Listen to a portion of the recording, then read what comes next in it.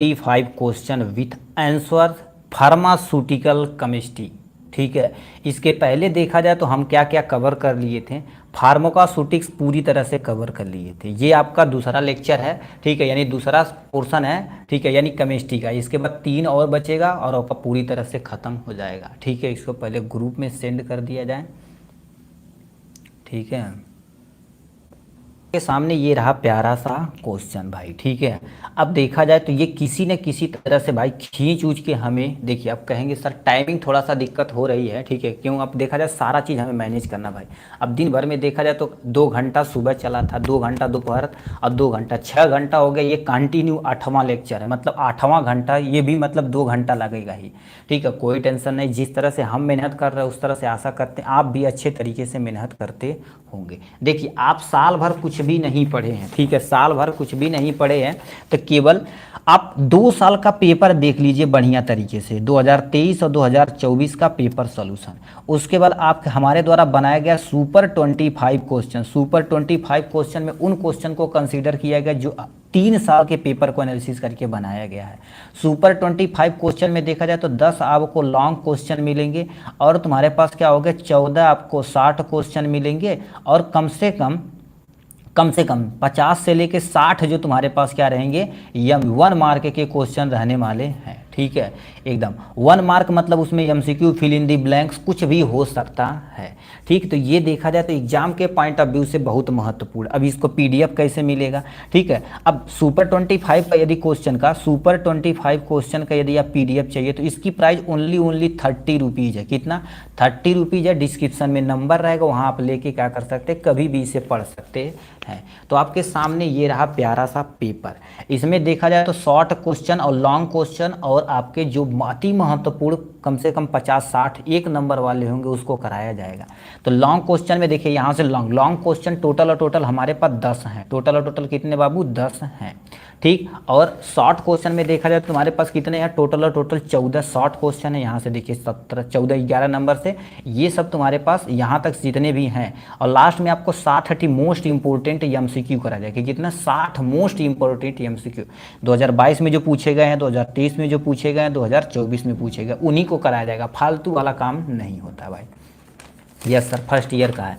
चलिए अब इसमें क्या क्वेश्चन पूछा, ध्यान से सुनिएगा भाई। ठीक है, अब लिखा डिफाइन लिमिट टेस्ट क्या होता है गुरुदेव, इनके बारे में आप अच्छे तरीके से डिफाइन करिए आप बढ़िया तरीके से। ठीक है, अब सबसे पहले लिमिट टेस्ट क्या होता है, ठीक है, इसके बारे में बताना पड़ेगा। क्या लिखें आप, डी फार्मा फर्स्ट ईयर को बता, ठीक है, क्वेश्चन बता रहे हो क्या, हाँ डी फार्मा का क्वेश्चन बता रहे हैं भाई। ठीक है, यहाँ पर और कुछ क्लासेस नहीं चलाई जाती भाई। ठीक है, अब देखिए क्वेश्चन क्या दे रखा, पहला आपके सामने आते हैं लिमिट टेस्ट के बारे में दिया गया है। अब गुरुदेव लिमिट टेस्ट क्या होता है, इनके बारे में आप अच्छे से ध्यान से सुनिए आप। ठीक है, अब लेक्चर आप प्यार से सुनिएगा भाई। ठीक है, क्योंकि आप लेक्चर ही अच्छे तरीके से सुन लेंगे ना, तभी आपका बहुत ठीक है काम हो जाएगा। देखिए सबसे पहले का लिमिट टेस्ट क्या होता है, define limit test for arsenic. अब एक लिमिट टेस्ट आपका पोर्शन में रखा गया है। ठीक है, अब ये देखा जाए तो कौन रखा गया है और लिमिट टेस्ट देखा जाए ये बहुत इंपॉर्टेंट है। तो सबसे पहले डिफाइन करना हमें लिमिट टेस्ट गुरुदेव होता क्या। अब लिमिट टेस्ट क्या होता है, जैसे लिमिट टेस्ट क्या होता है, माने तो हम आपको कोई सिंपल दे दे, भैया ये सिंपल लीजिए, इसमें बताइए एक्चुअल में रियलिटी में क्या और कितना चीज़ है, तो वही जब टेस्ट करेंगे उसी को क्या बोलते हैं, लिमिट टेस्ट बोलते हैं। तो लिमिट टेस्ट क्या होता है, लिमिट टेस्ट का मुख्य उद्देश्य किसी पदार्थ में होने वाली छोटी मात्रा में अशुद्धियां की पहचान करना, मतलब उसमें कितना इम्प्योरिटी मिलाई गई है।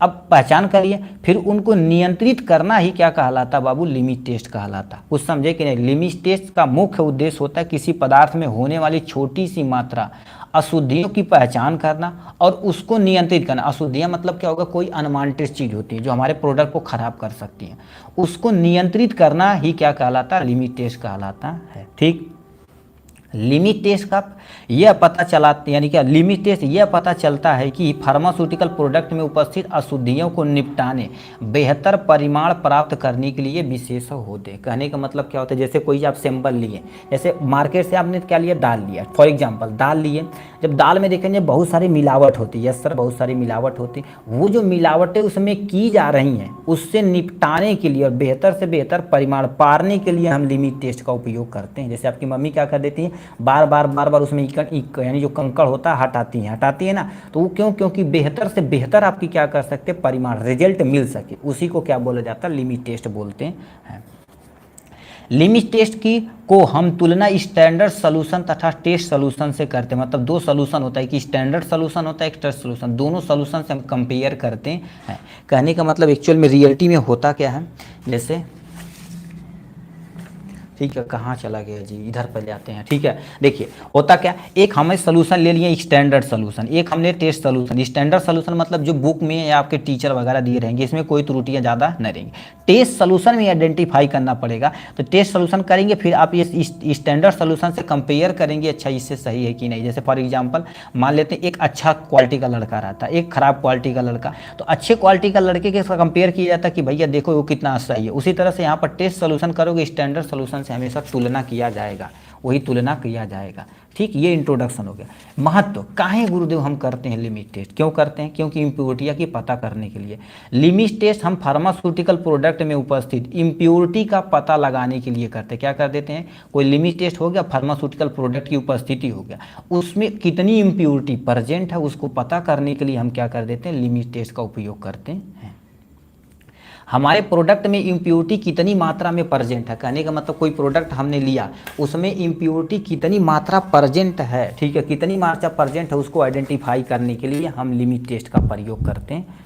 ठीक, नेक्स्ट में क्या लिखा, ओवरऑल देखा जाए तो लिमिट टेस्ट किसी सॉल्यूशन में, ठीक है, सॉल्यूशन की प्योरिटी तथा क्लियरिटी को पता लगाने के लिए किया जाता है। मतलब कोई लिमिट टेस्ट है तो उसमें लिमिट टेस्ट में कितना प्योरिटी और कितना क्लियरिटी, इस सबको पता लगाने के लिए हम क्या कर देते हैं, लिमिट टेस्ट का प्रयोग करते हैं, जो आपके सामने ये दिया गया है। ठीक है, इंग्लिश में पढ़ाओ भाई, इंग्लिश में सुबह बैच चलेगा भाई, ऑलरेडी जब डिस्क्रिप्शन में लिखा है इंग्लिश और हिंदी, ठीक है, तो जब देखिए कोई चिंता न करिए भाई, ठीक है, आ गए हैं तो पूछ लिए, सुबह उसका बैच चलेगा, सुबह आप देख लीजिएगा भाई। ठीक, ये इंग्लिश बैच है।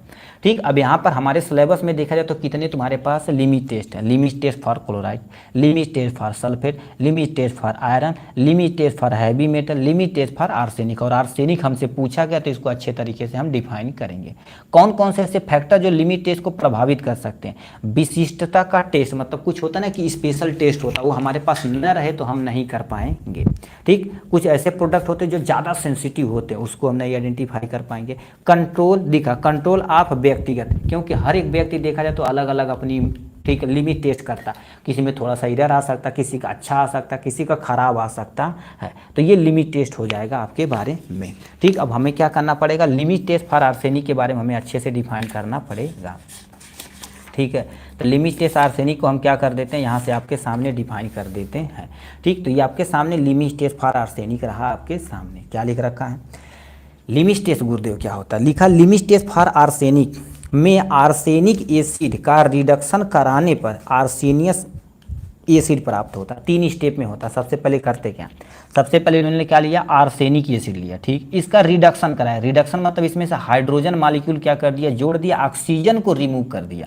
तो देखो यहाँ पर रिडक्शन कराने पर आर्सेनस गैस प्राप्त होती, ठीक, पुनः रिडक्शन कराने पर, मतलब ये तुम्हारे पास ये इसको जब आर्सेनस को तुम्हारे पास पुनः रिडक्शन कराओगे तो आर्सीन गैस निकलेगी। ठीक, अंततः आर्सीन गैस का मर्क्यूरिक क्लोराइड के साथ आप क्रिया कराओगे, जब येलो कलर का निकलेगा तो समझ लेना हमारे पास आर्सीन प्रेजेंट है, नहीं तो रॉन्ग मेथड से आप कर रहे हैं। अब ये जो हम बोले, सबसे पहले देखो आर्सीन लेना, इसका रिडक्शन करा, रिडक्शन मतलब ऑक्सीजन का तुम्हारे पास निकलना और हाइड्रोजन का जुड़ना। देखिए O4 था तो O3 हो गया, तो इसे आर्सेनस एसिड बोलते हैं। आर्सेनस एसिड का फिर हमने क्या कर दिया है, रिडक्शन कराया। देखिए रिडक्शन मतलब हाइड्रोजन का जुड़ना, ये जब जुड़ेगा तो क्या बनाएगा, आर्सीन गैस बनाएगा। अब इस आर्सीन गैस को मर्क्यूरी क्लोराइड के साथ जब क्रिया कराया जाता है तो हमारे पास, ठीक है, निकलता येलो तरह का स्पॉट निकलता है, येलो कलर का कलर निकलता, तो समझिए ना हमारे पास आर्सीन प्रेजेंट है, नहीं तो एब्सेंट है।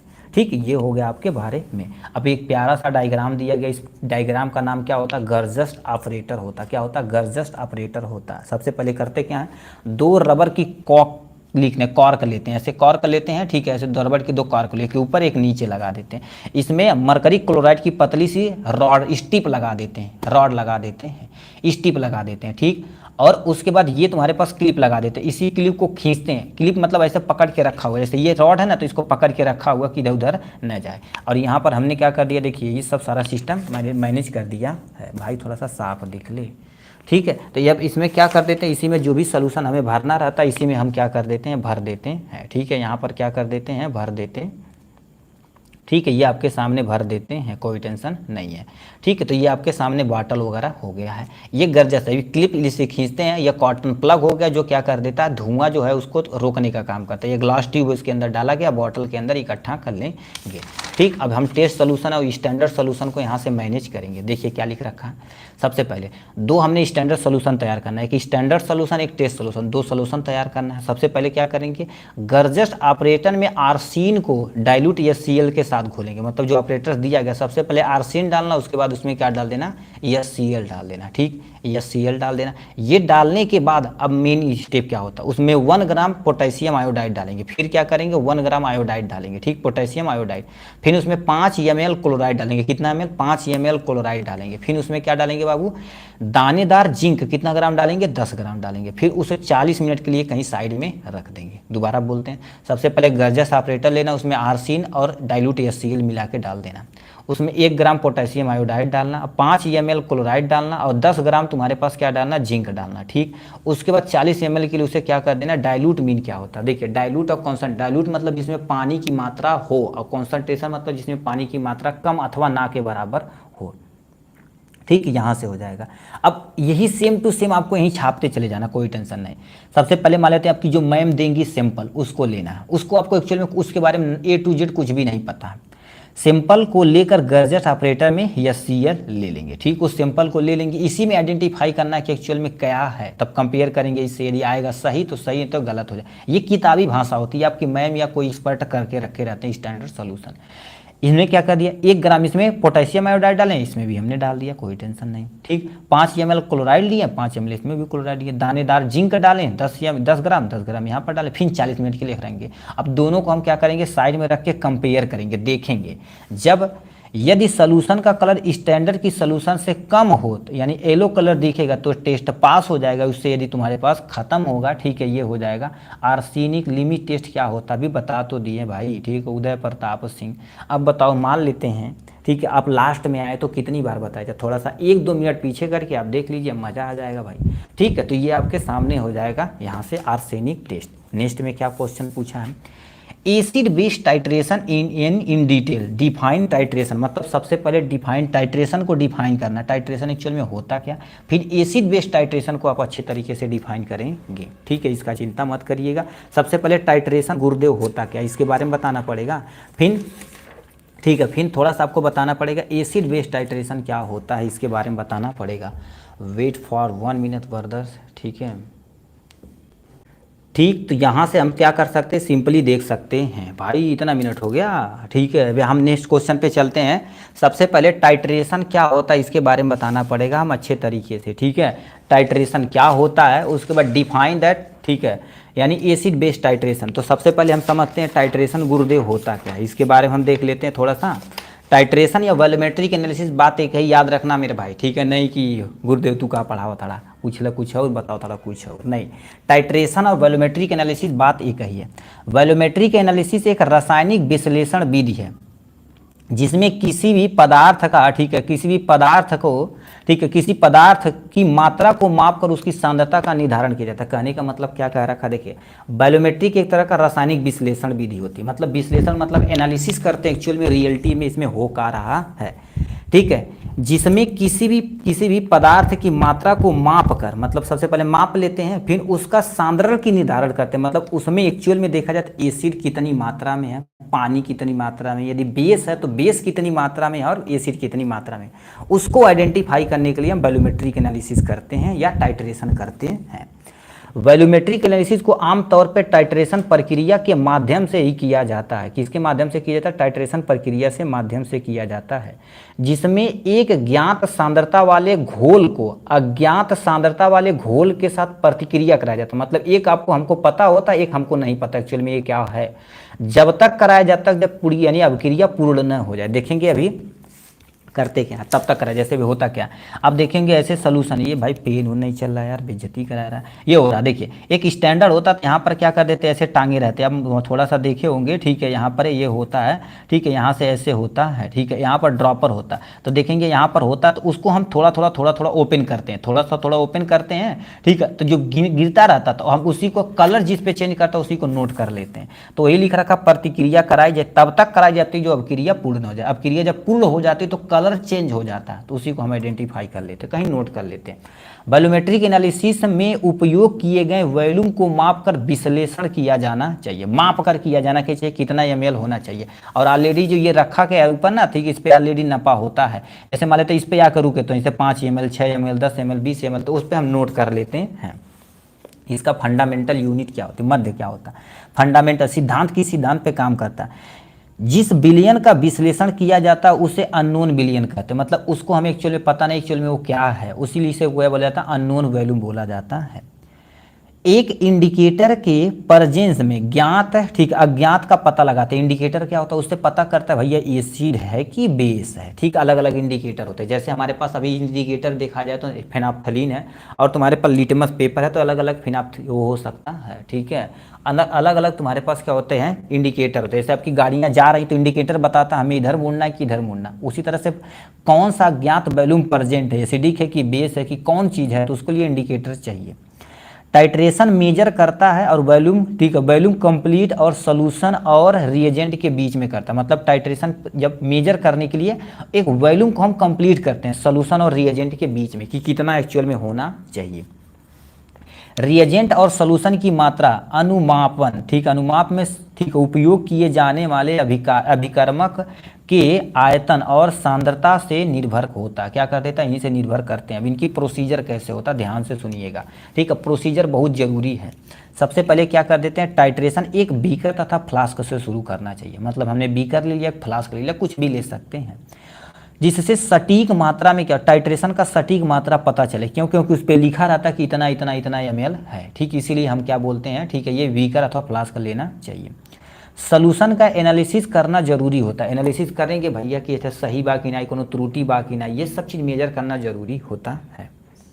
सटीक टाइट्रेशन के लिए, सटीक टाइट्रेशन के लिए हम क्या कर देते हैं, टाइट्रेशन की सामग्री का चयन बहुत जरूरी है कि नहीं सब कुछ ला के इकट्ठा पहले कर लेना चाहिए, नहीं अरे वो घटी का जो लेके आओ जो लेके आओ, तो ऐसे आप दौड़ते रह जाएंगे तो ठीक है, तो दिक्कत हो जाएगी। नहीं, सब कुछ ला के इकट्ठा हो जाना चाहिए कि इसमें क्या क्या इक्विपमेंट हमें चाहिए, सब कुछ ला के इकट्ठा कर लेना है, ठीक है। टाइट्रेशन की थोड़ी मात्रा में इंडिकेटर जोड़ना चाहिए, उससे पता चल जाएगा कि कौन सा एसिड है कि कौन सा बेस है।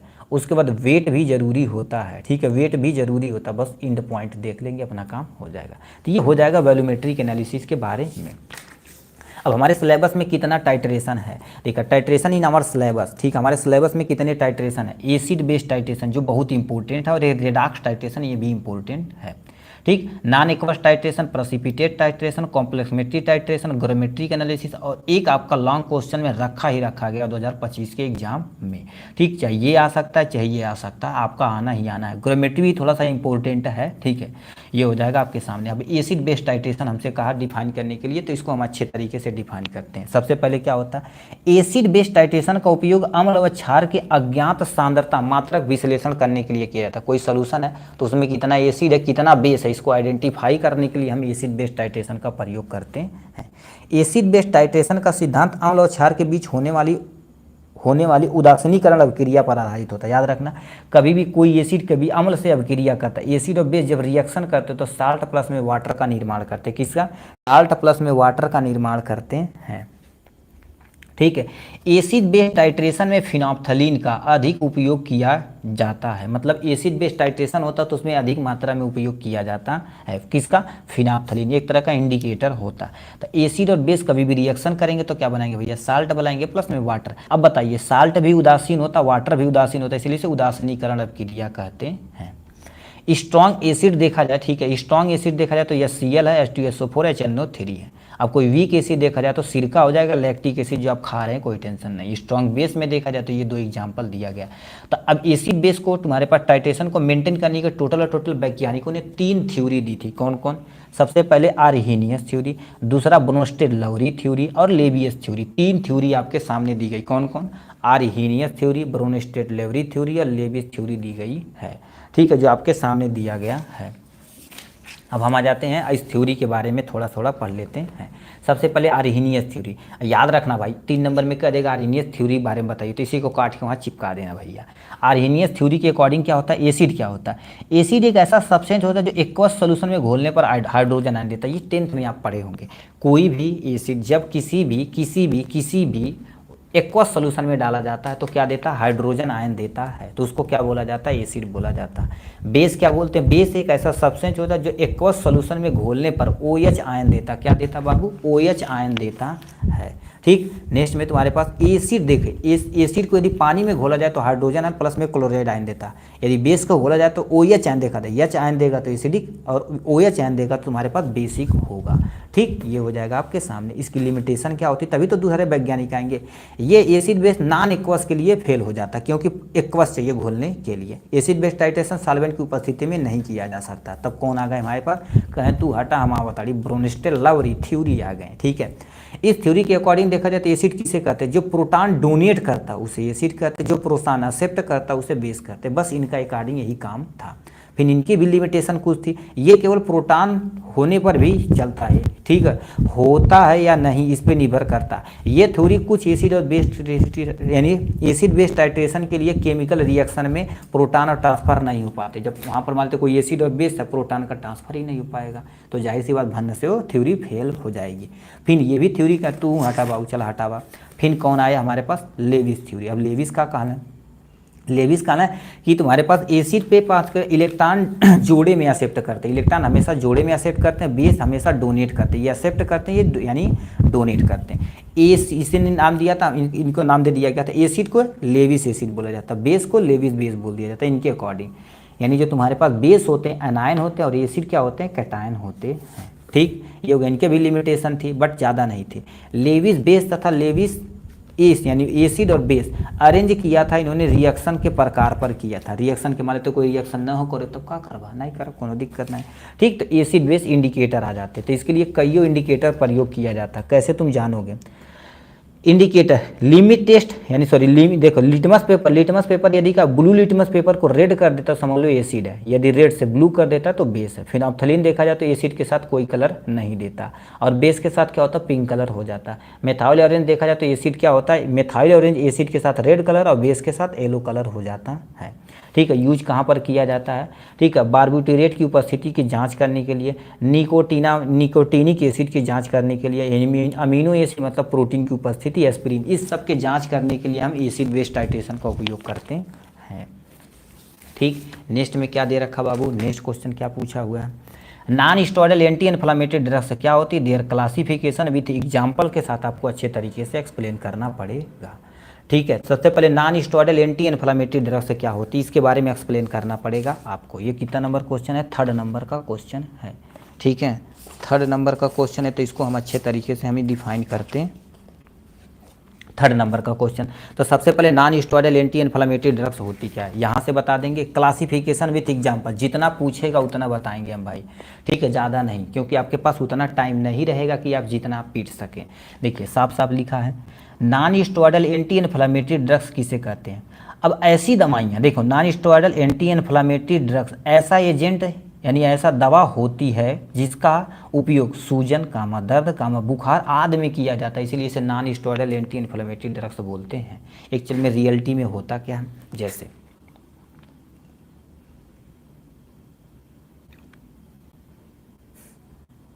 ठीक, अब क्या होता है, सूजन को ये कम करता, मतलब ऐसी दवा जो सूजन को कम करता है। ठीक, उसको दर्द को कम करता है। सूजन मतलब कहीं किसी कारणवश चोट लग गई तो डाइक्लोफेनेक वगैरह देंगे, एस्पिरिन वगैरह सूजन कम कर देगा। दर्द में डाइक्लोफेनेक प्रयोग कर लेंगे, साइक्लोफेनेक प्रयोग कर लेंगे। फीवर में पैरासीटामॉल प्रयोग कर लेंगे। तो ये सब जितनी भी दवाइयाँ होती सब यानी AID के ड्रग्स के अंतर्गत आती हैं। ठीक, ये सर दर्द के लिए एस्पिरिन ले लेंगे, आइबुप्रोफेन ले लेंगे। गठिया दर्द डाइक्लोफेनेक लेंगे। चोट कहीं हो गया तो मान लेते हैं डाइक्लोफेनेक प्लस में पैरासीटामॉल ले लेंगे।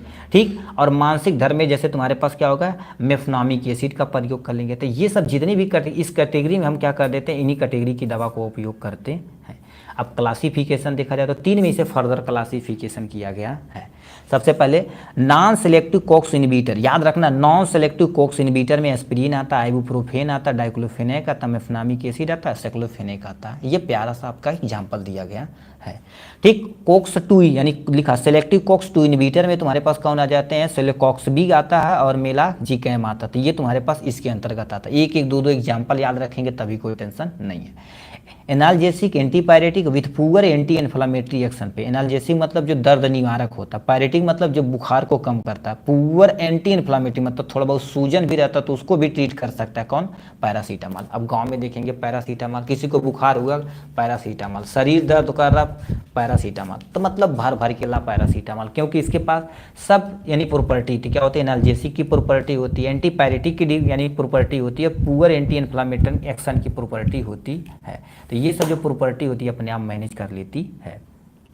ठीक है, ये हो जाएगा आपके सामने। अब यहाँ से कुछ एग्जाम्पल बता देते हैं। ठीक है, लिखा एग्जाम्पल आप, ठीक है, एग्जाम्पल आप नॉन स्टेरॉयडल एंटी इन्फ्लामेटरी हमारा सिलेबस, मतलब हमें कितना कितना है, एस्पिरिन एग्जाम्पल, डाइक्लोफेनेक आइबुप्रोफेन हो जाएगा, लिखा है पिरोजिकैम हो जाएगा, सेलेकॉक्स भी हो जाएगा, मेफनामिक एसिड हो जाएगा और पैरासीटामॉल हो जाएगा, साइक्लोफेनेक हो जाएगा। तो ये सब दवाइयाँ जितनी भी होती हैं सब सब सब टोटल और टोटल क्या कर देती हैं, non steroidal anti inflammatory drugs category के अंतर्गत आती हैं। ठीक है, तो ये हो गया आपके बारे में। नेक्स्ट क्वेश्चन क्या पूछा गया है, यानी इन सब का तुम्हें क्या करना पड़ेगा, स्ट्रक्चर बताना पड़ेगा। क्या करना पड़ेगा, स्ट्रक्चर किसका किसका है जी। ठीक है, केमिकल स्ट्रक्चर ऑफ एनी 5 मतलब किसी 5 का हम क्या कर देते हैं, केमिकल स्ट्रक्चर आपको बताना पड़ेगा, कोई टेंशन नहीं। हम क्या कर देते हैं, देखिए यहाँ पर टेबल बनाए हैं, उस टेबल में सबको बना दिए हैं। यदि मान लेते छूट जाएगा तो उसको हम क्या कर देंगे, आपके सामने अलग से बना के दे देंगे भाई, कोई टेंशन नहीं करते हैं। ठीक, आपके सामने दे रखा है, हमने किसका किसका बनाया है जी, एस्पिरिन का बनाया है और डोपामीन का बनाया हुआ, पैरासीटामॉल का नहीं बनाया क्या। ठीक, अरे यार गड़बड़ा दिए तो। ठीक, चलिए कोई टेंशन नहीं, आपको पीडीएफ में ऐसे ही इनका स्ट्रक्चर दे दिया जाएगा। ठीक है, देखिए उस ड्रग्स का नाम रख दिया जाएगा, यहाँ पर हम स्ट्रक्चर बना देंगे। ठीक है, 5 छवों का बना के ऐसे हम पीडीएफ में प्रोवाइड कराएंगे। देखिए ये एस्पिरिन हो गया, तो इसका स्ट्रक्चर आपके सामने दिया गया है। सबसे पहले एक फिनाइल ग्रुप बनाना है या बेंजॉइल ग्रुप बनाते हैं, इसके ऊपर COOH, यहाँ पर तुम्हारे पास क्या होगा, C ग्रुप होता है, COOH यहाँ कार्बोक्सिलिक ग्रुप होता है, और ये तुम्हारे पास क्या बोलते हैं, इसको यानी क्या बोलते हैं, एसिटॉक्सी बोला जाता है। तो इसको क्या लिखेंगे, 2 नंबर पे एसिटॉक्सी है तो 2 एसिटॉक्सी। अब इसको क्या बोलते हैं, बेंजोइक, तो बेंजोइक, और ये था आपके सामने ये बेंजीन है और ये ओइक एसिड है, तो इसीलिए नाम दिया जाता है बेंजोइक एसिड दे दिया जाता है।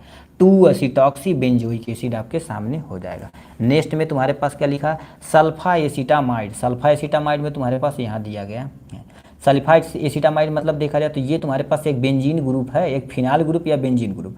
इसमें तुम्हारे पास क्या हो गया, एक सल्फान्यूराल, ये पूरा इसको क्या बोलते हैं, सल्फान्यूराल एसिटामाइड बोलते हैं इसको पूरा को, और ये एक इमीन ग्रुप लटका हुआ है, तो 4 पे अमीनो फिनाइल ये हो जाएगा। उसके बाद सल्फान्यूल एसिटामाइड हो जाएगा, ये पूरे का नाम दिया गया है, ये हो जाएगा। डोपामीन का यहाँ पर बता देते हैं, डोपामीन का क्या हो जाएगा, आपके सामने दिया गया डोपामीन का। डोपामीन में तुम्हारे पास सबसे पहले एक बेंजीन ग्रुप बना देते हैं, इसको कंप्लीट तो कर लेते भाई। ठीक है, ये हो जाएगा आपके सामने। ठीक है, तो यहाँ 4 नंबर पे देखा जाए 1 2 पे अमीनो ग्रुप चुका है, तो 4 नंबर पे 1, यहाँ पर 4 नंबर पे हो जाएगा 2 नंबर पे अमीनो ग्रुप। देखिए अमीनो ग्रुप 1 2 के लिए मेथ और एथाइल हमने चिपका दिया, इसको बेंजीन बोल दिया। 1 नंबर 2 नंबर पे एल्कोहल ग्रुप लगा हुआ तो डाईऑल हो जाएगा। तो ये आपके सामने प्यारा सा डायग्राम हो गया है। तो स्ट्रक्चर आपको क्या करना पड़ेगा, 5 हमने सबका बना के दे देंगे, उसका टेंशन आप मत लीजिएगा। ठीक, नेक्स्ट में क्या पूछा है, कह दिया popular brand name of any 5, मतलब कोई 5 का क्या कर देना, पॉपुलर ब्रांड नेम लिख के दिखा, जैसे फुरसामाइड का, ठीक है, और ये तुम्हारे पास सल्बूटामाल का, डाइजापाम का, और तुम्हारे पास ये सब पीडीएफ में रहेगा भाई। देखो जितना छूट रहा है ना सब पीडीएफ में, ऐसे जैसे ये बनाए हैं ना इस तरह से पूरी अच्छे तरीके से मैनेज करके हम पीडीएफ में मेंशन कर देंगे। ठीक है, popular brand name of any 5 किसी 5 का भी, ये सर कैसे कहाँ से बता रहे हैं, आपको दिखाते हैं भाई रियलिटी में। देखिए ये आपके सामने, ठीक है, पेपर हम आपको दिखा देते हैं तो आपको थोड़ा सा रियलाइज होगा, गुरुदेव तनी सही बोलता रहा। ठीक है, कहाँ गया पेपर, ठीक है, ये आपके सामने 2022 का पेपर है। देखिए स्टोरेज कंडीशन आप एनी थ्री, किसी का स्टोरेज कंडीशन बताना पड़ेगा, या उसके बाद तुम्हारे पास क्या बताना पड़ेगा, इसको हटाते हैं इधर पे आते हैं। देखिए अब यहाँ से देखिए कोई 5 का स्ट्रक्चर बनाना पड़ेगा, 5 नंबर 5 का बनाना पड़ेगा। ठीक, तो यहाँ पर हमने ये सब 2022 में पूछा गया। स्टोरेज कंडीशन ये पूछा, पॉपुलर ब्रांड नेम ये पूछा हुआ है। देखिए पॉपुलर ब्रांड नेम इतने का पूछा हुआ, बट हमने क्या कर लिया, केवल 5 ही का बताया हुआ है। कितना 6 दिया है, कोई 5 का हम बता देंगे।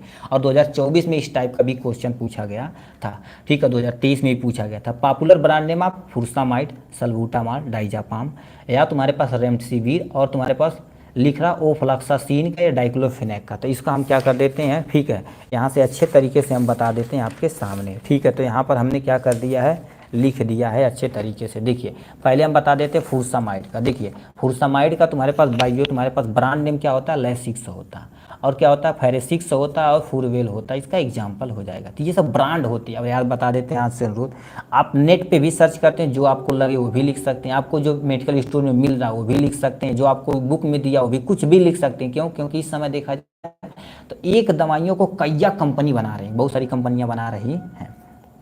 पैरासीटामॉल को कॉलपॉल बना रहा, डुलो बना रहा, पेल्सिन बना रहा, एंडीमोल भी बना रहा है। तो ये ब्रांड कंपनियां हैं। ठीक है, ब्रांडेड नेम है। सल्बूटामॉल में तुम्हारे पास क्या हो जाएगा, एसेक्लो एयर हो जाएगा, ऑस्थालीन हो जाएगा, और बेरेथॉल हो जाएगा, इसका एग्जाम्पल। ठीक, और लिखा कोट्रामाजोल। कोट्रामाजोल में तुम्हारे पास कौन कौन आ जाते हैं, केनिस्टीन आ जाता है, क्लोप्सी आ जाता है, कैंडिड आ जाता है। तो ये सब तुम्हारे पास होते हैं जो एंटी फंगल नेचर के होते हैं। डाइजापाम में वैलियम आता है, डाइज 5 के नाम से आ जाता है, वेपाजिड के नाम से आ जाता है, वेपाडिक के नाम से आता है। नेक्स्ट में तुम्हारे पास लिखा क्लोरोफेनिकॉल। क्लोरोफेनिकॉल जो आंख में डालने वाली होती है, जिसे हम क्या बोलते हैं, पैराजीन 500 बोलते हैं, ये भी ब्रांड नेम होता है। ठीक है, नेक्स्ट में तुम्हारे पास क्लोर, ठीक है, क्लोरवाइस के नाम से आ जाता है, क्लोरवेल के नाम से मार्केट में उपलब्ध होता है। तो ये नाम ब्रांड है। ठीक है, नेक्स्ट में तुम्हारे पास रेमडेसिविर। रेमडेसिविर तुम्हारे पास जो कोरोना में सबसे ज़्यादा प्रयोग की जाने वाली दवाओं में से एक है। नेक्स्ट में इसका लिखा है वेक्लूरी। नेक्स्ट में तुम्हारे पास कोबी4, और तुम्हारे पास लिखा है सिप्री। ठीक है, सिप्री में लिख रखा है, तो ये हो जाएगा यहाँ से। ओफ्लॉक्सासिन में तुम्हारे पास क्या हो जाएगा, ओफ्लॉक्स हो जाएगा, जेनफ्लॉक्स हो जाएगा। ठीक है, यहाँ पर एमजी नहीं लिखते, एमजी अलग अलग वेरी करता है। ठीक है, जेनफ्लॉक्स हो जाएगा। नेक्स्ट में तुम्हारे पास क्या होगा, फ्लॉक्जीकेयर हो जाएगा। तो ये दवाइयाँ आपके दी गई हैं, जो हमने ब्रांड नेम आपके सामने दिखा दिया है। नेक्स्ट में तुम्हारे पास क्या लिख रखा है जी, छठा नंबर क्वेश्चन पे आते हैं। Right A note on the tropical agent या एंटी माइक्रोबियल एजेंट। बात एक ही है, ट्रॉपिकल एजेंट और एंटी माइक्रोबियल एजेंट बात एक ही है। कोई भी आप लिखेंगे सेम टू सेम है। ट्रॉपिकल एजेंट ऊपर लगाए जाते हैं, एंटी माइक्रोबियल वही चीज़ें जो ग्रोथ को रोकने के लिए होती हैं। तो क्या लिख रखा है, ध्यान से अब इसके बारे में आप पढ़िए। ठीक है, क्या लिख रखा है जी, ट्रॉपिकल एजेंट क्या होता है, एंटी माइक्रोबियल एजेंट क्या होता है। क्वेश्चन नंबर तुम्हारे पास क्या होगा, छठा हो जाएगा। ठीक है, तो यहाँ पर दिख रखा ट्रॉपिकल एजेंट, और क्या पूछा है, ट्रॉपिकल एजेंट शॉर्ट नोट पूछा है जी। ठीक है, तो यहाँ पर क्या हो जाता है, ट्रॉपिकल एजेंट गुरुदेव होता क्या। देखिए ट्रॉपिकल एजेंट को हम एंटी माइक्रोबियल एजेंट के नाम से भी जानते हैं। क्या होते हैं, अभी होता क्या है। ठीक है, ऐसा पदार्थ या रसायन जो किसी माइक्रो ऑर्गेनिज्म को मारे अथवा उनके ग्रोथ को रोके, उसे एंटी माइक्रोबियल एजेंट बोलते हैं, या एंटी माइक्रोबियल एजेंट या ट्रॉपिकल एजेंट बोलते हैं। इसमें होता क्या है, ये समानता देखा जाए तो ऊपर ऊपर ही लगाया जाता है। याद रखना, ये हमेशा हमेशा समानता देखा जाए तो ऊपर ऊपर ही लगाया जाता है। ठीक है, इसका एग्जाम्पल तुम्हारे पास एंटी माइक्रोबियल एजेंट समानता ऐसे डिसइंफेक्टेंट का उपयोग समानता नॉन लिविंग ऑब्जेक्ट को साफ करने के लिए ही किया जाता है। जैसे नॉन लिविंग, जैसे हमारे टिश्यू यहाँ सड़ने लगी, तो उस समय देखा टिश्यू नॉन लिविंग हो चुकी, तो उसको क्लीन करने के लिए हम क्या कर देते हैं, एंटी माइक्रोबियल का प्रयोग करते हैं। इसका एग्जाम्पल देखा जाए तो तुम्हारे पास क्या होता है, एंटीसेप्टिक, डिसइंफेक्टेंट, बैक्टीरियोस्टैटिक, जर्मीसाइड होते हैं। अब ये एंटीसेप्टिक क्या होते हैं, लिविंग यानी जीवों को क्या कर देते हैं, रोकने के लिए। जैसे किसी पर्सन को हमारे तभी से तुम नहा लिए, तो कोई भी लिविंग ऑर्गेनिज्म हमारे ऊपर ग्रो करना चाहे तो ग्रो नहीं हो पाएगा, तो उसको रोकने की जिम्मेदारी एंटीसेप्टिक की होती है। डिटॉल हो गया, लाइबो हो गया, ये सब सारी चीज़ें इसी के अंतर्गत आती हैं। डिसइंफेक्टेड मतलब जो किल कर दे, पूरी तरह से साफ कर दे। ठीक है, बैक्टीरियोस्टैटिक मतलब उनके बैक्टीरिया के ग्रोथ को रोक दे। ठीक है, लिखा है बैक्टीरिया के ग्रोथ को रोक दे, उसे बैक्टीरियोस्टैटिक बोलते हैं। बैक्टीरियोसाइड मतलब कहीं भी आएगा समझ लो पूरी तरह से किल कर रहा है। जर्मीसाइड जो जर्म को किल कर दे, जर्मीसाइड कहलाता है। ठीक है, अब हमारे सिलेबस में इतने तुम्हारे पास क्या है, ठीक है, टोटल एंटी माइक्रोबियल एजेंट है। सिल्वर नाइट्रेट जो जले वाले बड़ा तगड़ा काम करता है। आयनिक सिल्वर हो जाएगा, क्लोरो, ठीक है, क्लोरोहेक्सिडिन ग्लूकोनेट हो जाएगा, हाइड्रोजन परऑक्साइड हो जाएगा, बोरिक एसिड हो जाएगा, ब्लीचिंग पाउडर हो जाएगा, पोटेशियम परमैंगनेट हो जाएगा। अब किसी एक को आप डिफाइन कर देंगे तभी काम हो जाएगा, ठीक है। ये हमारे पास था anti microbial agent classification, example हमारे पास हो जाएगा। यहाँ से हम किसी एक को डिफाइन कर देते हैं अच्छे तरीके से, ठीक है। सबसे पहले सिल्वर नाइट्रेट को डिफाइन कर देते हैं, जैसे क्या लिख रखा है, केमिकल फार्मूला क्या होता है इसका, केमिकल सिल्वर का Ag, नाइट्रेट का NO3, बस काम खत्म। मालिकुलर वेट देखा जाए तो कितना होता है, 169 पॉइंट में 86 है, ठीक है, 87 ग्राम पर मोल होता है, ठीक। प्रिपरेशन यानी बनाने की विधि, कैसे बनाया जाता है, सबसे पहले क्या कर देते हैं, नाइट्रिक एसिड में सिल्वर के साथ अपक्रिया करा देते हैं, मतलब नाइट्रिक एसिड को लेते हैं, सिल्वर के साथ जब अपक्रिया करा देते हैं सिल्वर नाइट्रेट बनता है, हाइड्रोजन गैस इवोपरेट हो जाती है, जो आपके सामने हो जाएगा। यहाँ फिजिकल प्रॉपर्टी पे आते हैं। फिजिकल प्रॉपर्टी तुम्हारे पास क्या लिख रखा है, सबसे पहले इसका कलर देखा जाए तो ये कलरलेस होता है, एक्चुअल में कोई कलर नहीं होता। ऑर्डर देखा जाए तो ऑर्डरलेस होता है। टेस्ट, यदि तुम टेस्ट चखोगे तो मेटेलिक टेस्ट का होता है, ठीक, क्योंकि मेटल प्रेजेंट होता है। यदि आप देखिए कोई आपको नहीं पता ये टेस्ट एक्चुअल में कैसा है, यदि मेटल प्रेजेंट है तो सिंपल सा बोल सकते हो मेटेलिक टेस्ट, जैसा मेटल रहेगा उस तरह से अपना वो टेस्ट दिखाएगा, ठीक, मेटेलिक टेस्ट रहेगा। सॉल्युबिलिटी की बात की जाए तो जल तथा ग्लिसरॉल में क्या हो जाता है, आराम से घुल सकता है, कोई टेंशन नहीं है। मार्केट में फार्मूलेशन की बात की जाए तो क्रीम के रूप में, जेल के रूप में, सोल्यूशन तथा अंटमेंट के रूप में मार्केट में उपलब्ध होता है, किसी भी रूप में आप लेके आग लगा सकते हैं। मगर मोस्टली देखा जाए तो हमारे पास क्रीम उरीम नहीं लगाया जाता है, जैसे कहीं जल उल जाएगा तो। ब्रांड नेम तुम्हारे सिल्वर बेल हो जाएगा, सिल्वर एक्स हो जाएगा, एजी, ठीक है, नियो के नाम से आता है, और यानी सल्फर रेक्स के नाम से आ जाता है। स्टोरेज कंडीशन पे क्या लिखेंगे, आपको रूम टेम्परेचर पे लिखना है, ठीक है, और keep away from sunlight, sunlight और मॉइस्चर से दूर रखना है। तो यही सब चीज़ आप लिखेंगे हर एक माइक्रो यानी स्टोरेज पे। अब उपयोग में जाते हैं, एंटीसेप्टिक क्रीम के रूप में उपयोग करते हैं, एंटी माइक्रोबियल ग्रोथ को रोकने के लिए। देखिए लिखा है माइक्रो ऑर्गेनिज्म के ग्रोथ को रोकने के लिए, जले हुए एरिया में, मतलब कहीं एरिया जल गया है तो उसको सही करने के लिए हम क्या कर देते हैं, उसका उपयोग करते हैं, ठीक है। तो ये आपके सामने हो जाएगा ये छठा क्वेश्चन। सातवां क्वेश्चन क्या पूछा है, इम्यूनिटी क्या होती है, इम्यूनिटी नहीं, impurity in the pharmaceutical product, मतलब जो भी कोई तुम्हारे पास फार्मास्यूटिकल प्रोडक्ट है उसमें इम्प्योरिटी क्या होती है, इसको आपको अच्छे तरीके से डिफाइन करना पड़ेगा, ठीक है। तो इम्प्योरिटी क्या होती है, कैसे होती है, ध्यान से आप सुनिएगा, ठीक है। तो क्या लिख रखा, इम्प्योरिटी इन फार्मास्यूटिकल प्रोडक्ट, मतलब जो भी फार्मास्यूटिकल प्रोडक्ट है इम्प्योरिटी कैसे कैसे आ सकती है, जैसे कोई दवाइयाँ हैं, ठीक है। एक बार कमेंट बॉक्स में लिख देना भाई आवाज़ आ रही है कि नहीं proper,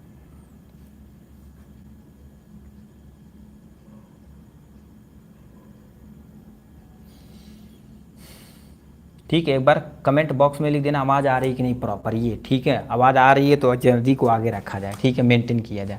impurity in the pharmaceutical product, ठीक है, ये क्या होता है, कैसे होता है, ध्यान से आप सुनिए।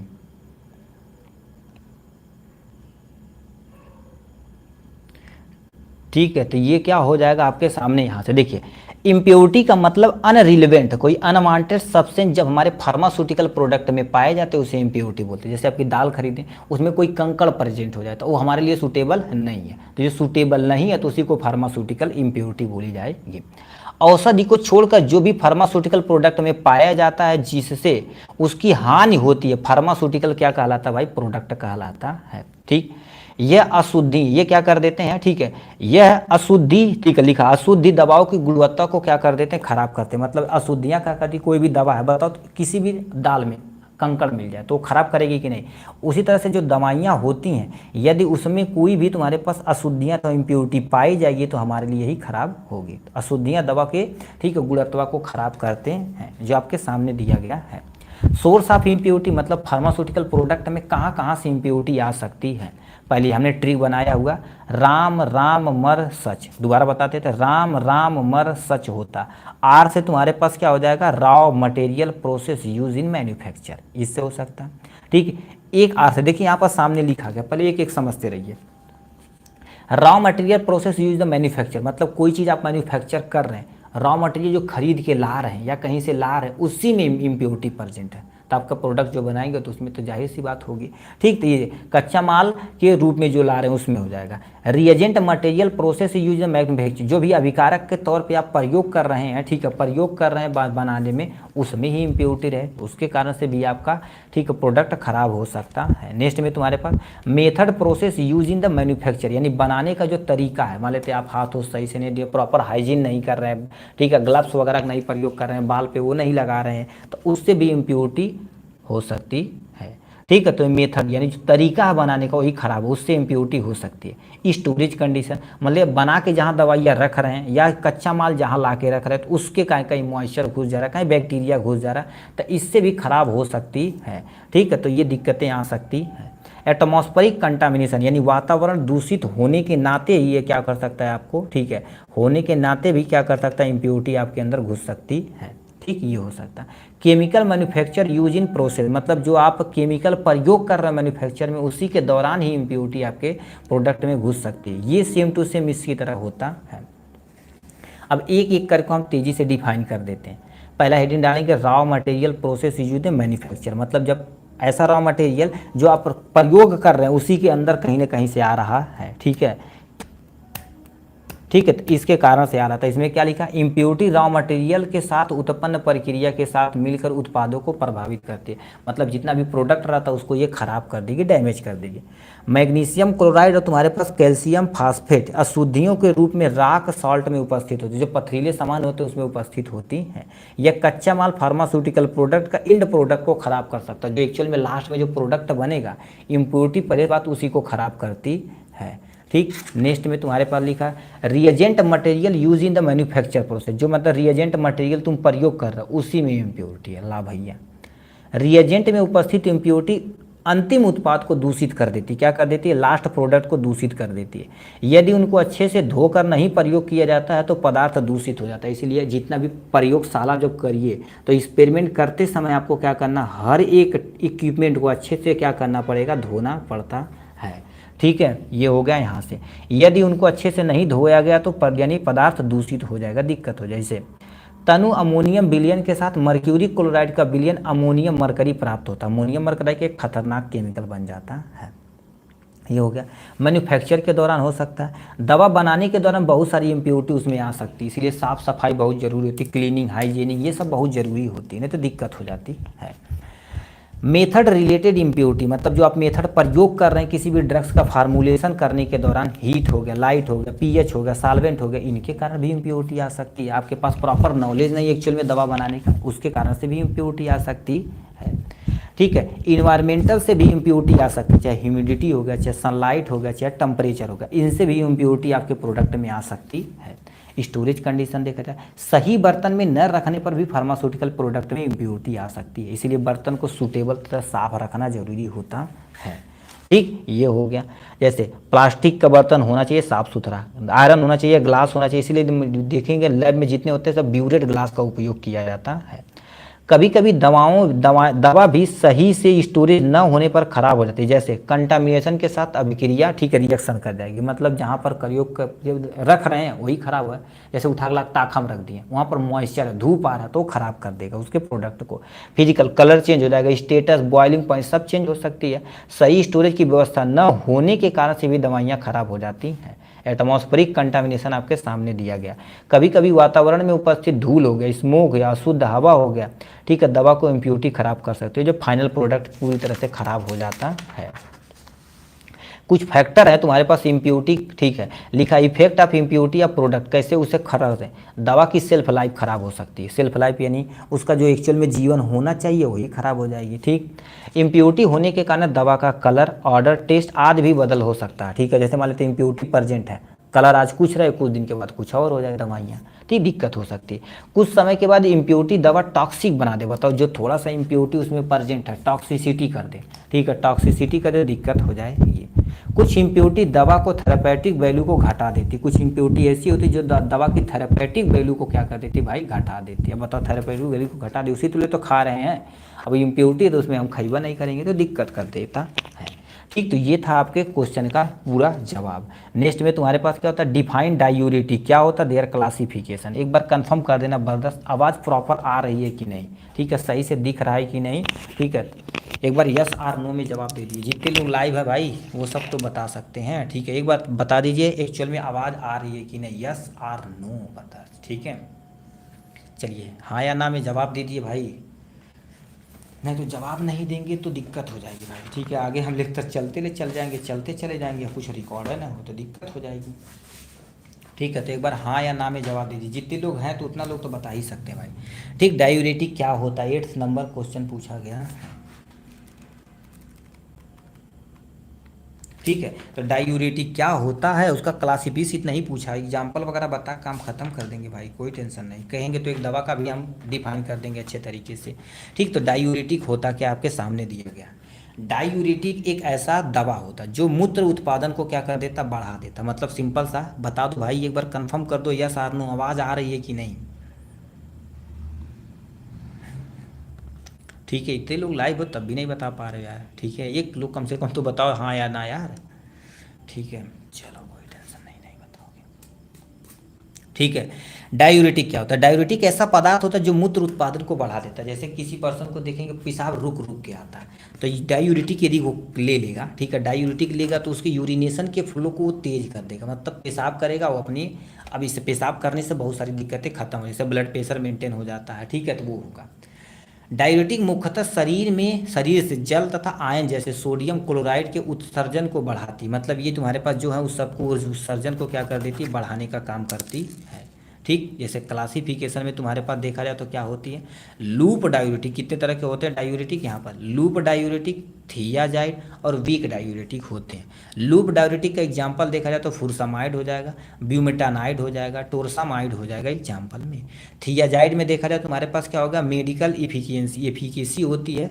और नेक्स्ट में तुम्हारे पास लिख रखा है बेंथा, ठीक है, बेंजाथियाजाइड होता है, ठीक है। लिखा हाइड्रोक्सी क्लोरोथियाजाइड होता है, जीपामाइड होता है, जाइपामाइड होता है, इसका एग्जाम्पल दिया गया है, ठीक। नेक्स्ट में तुम्हारे पास डायूरेटिक में तुम्हारे पास ये आता है, आपको बताना चाहते हैं, यदि मान लेते एग्जाम में ये न याद रहे तो जैसे ये सब 2 एग्जाम्पल लिखे ना, 1-2 एग्जाम्पल इसी के बगल में छाप देंगे, अपना काम हो जाएगा। यदि याद रहता तो अच्छी बात, नहीं याद रहेगा तो लास्ट चांस है।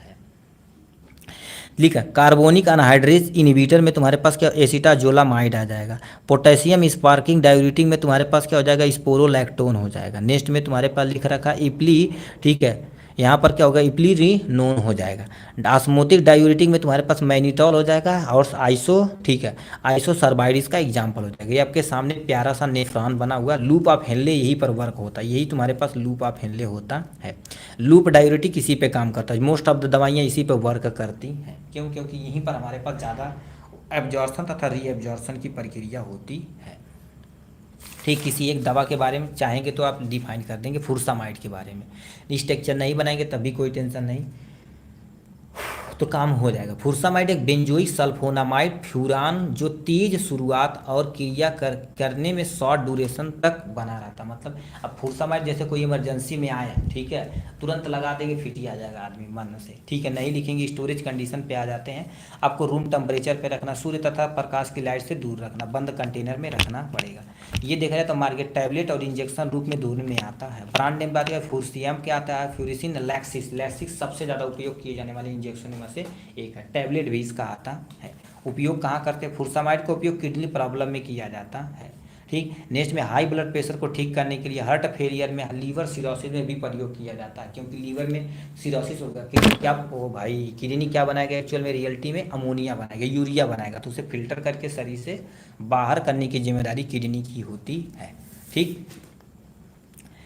Define anti neoplastic agent and classification, सबसे पहले करना क्या पड़ेगा, देखिए एंटी नियोप्लास्टिक एजेंट होता क्या, इसका क्लासिफिकेशन पूरा डिटेल में आपको बताना पड़ेगा। कितने नंबर क्वेश्चन है भाई, ठीक है, 9th नंबर क्वेश्चन है,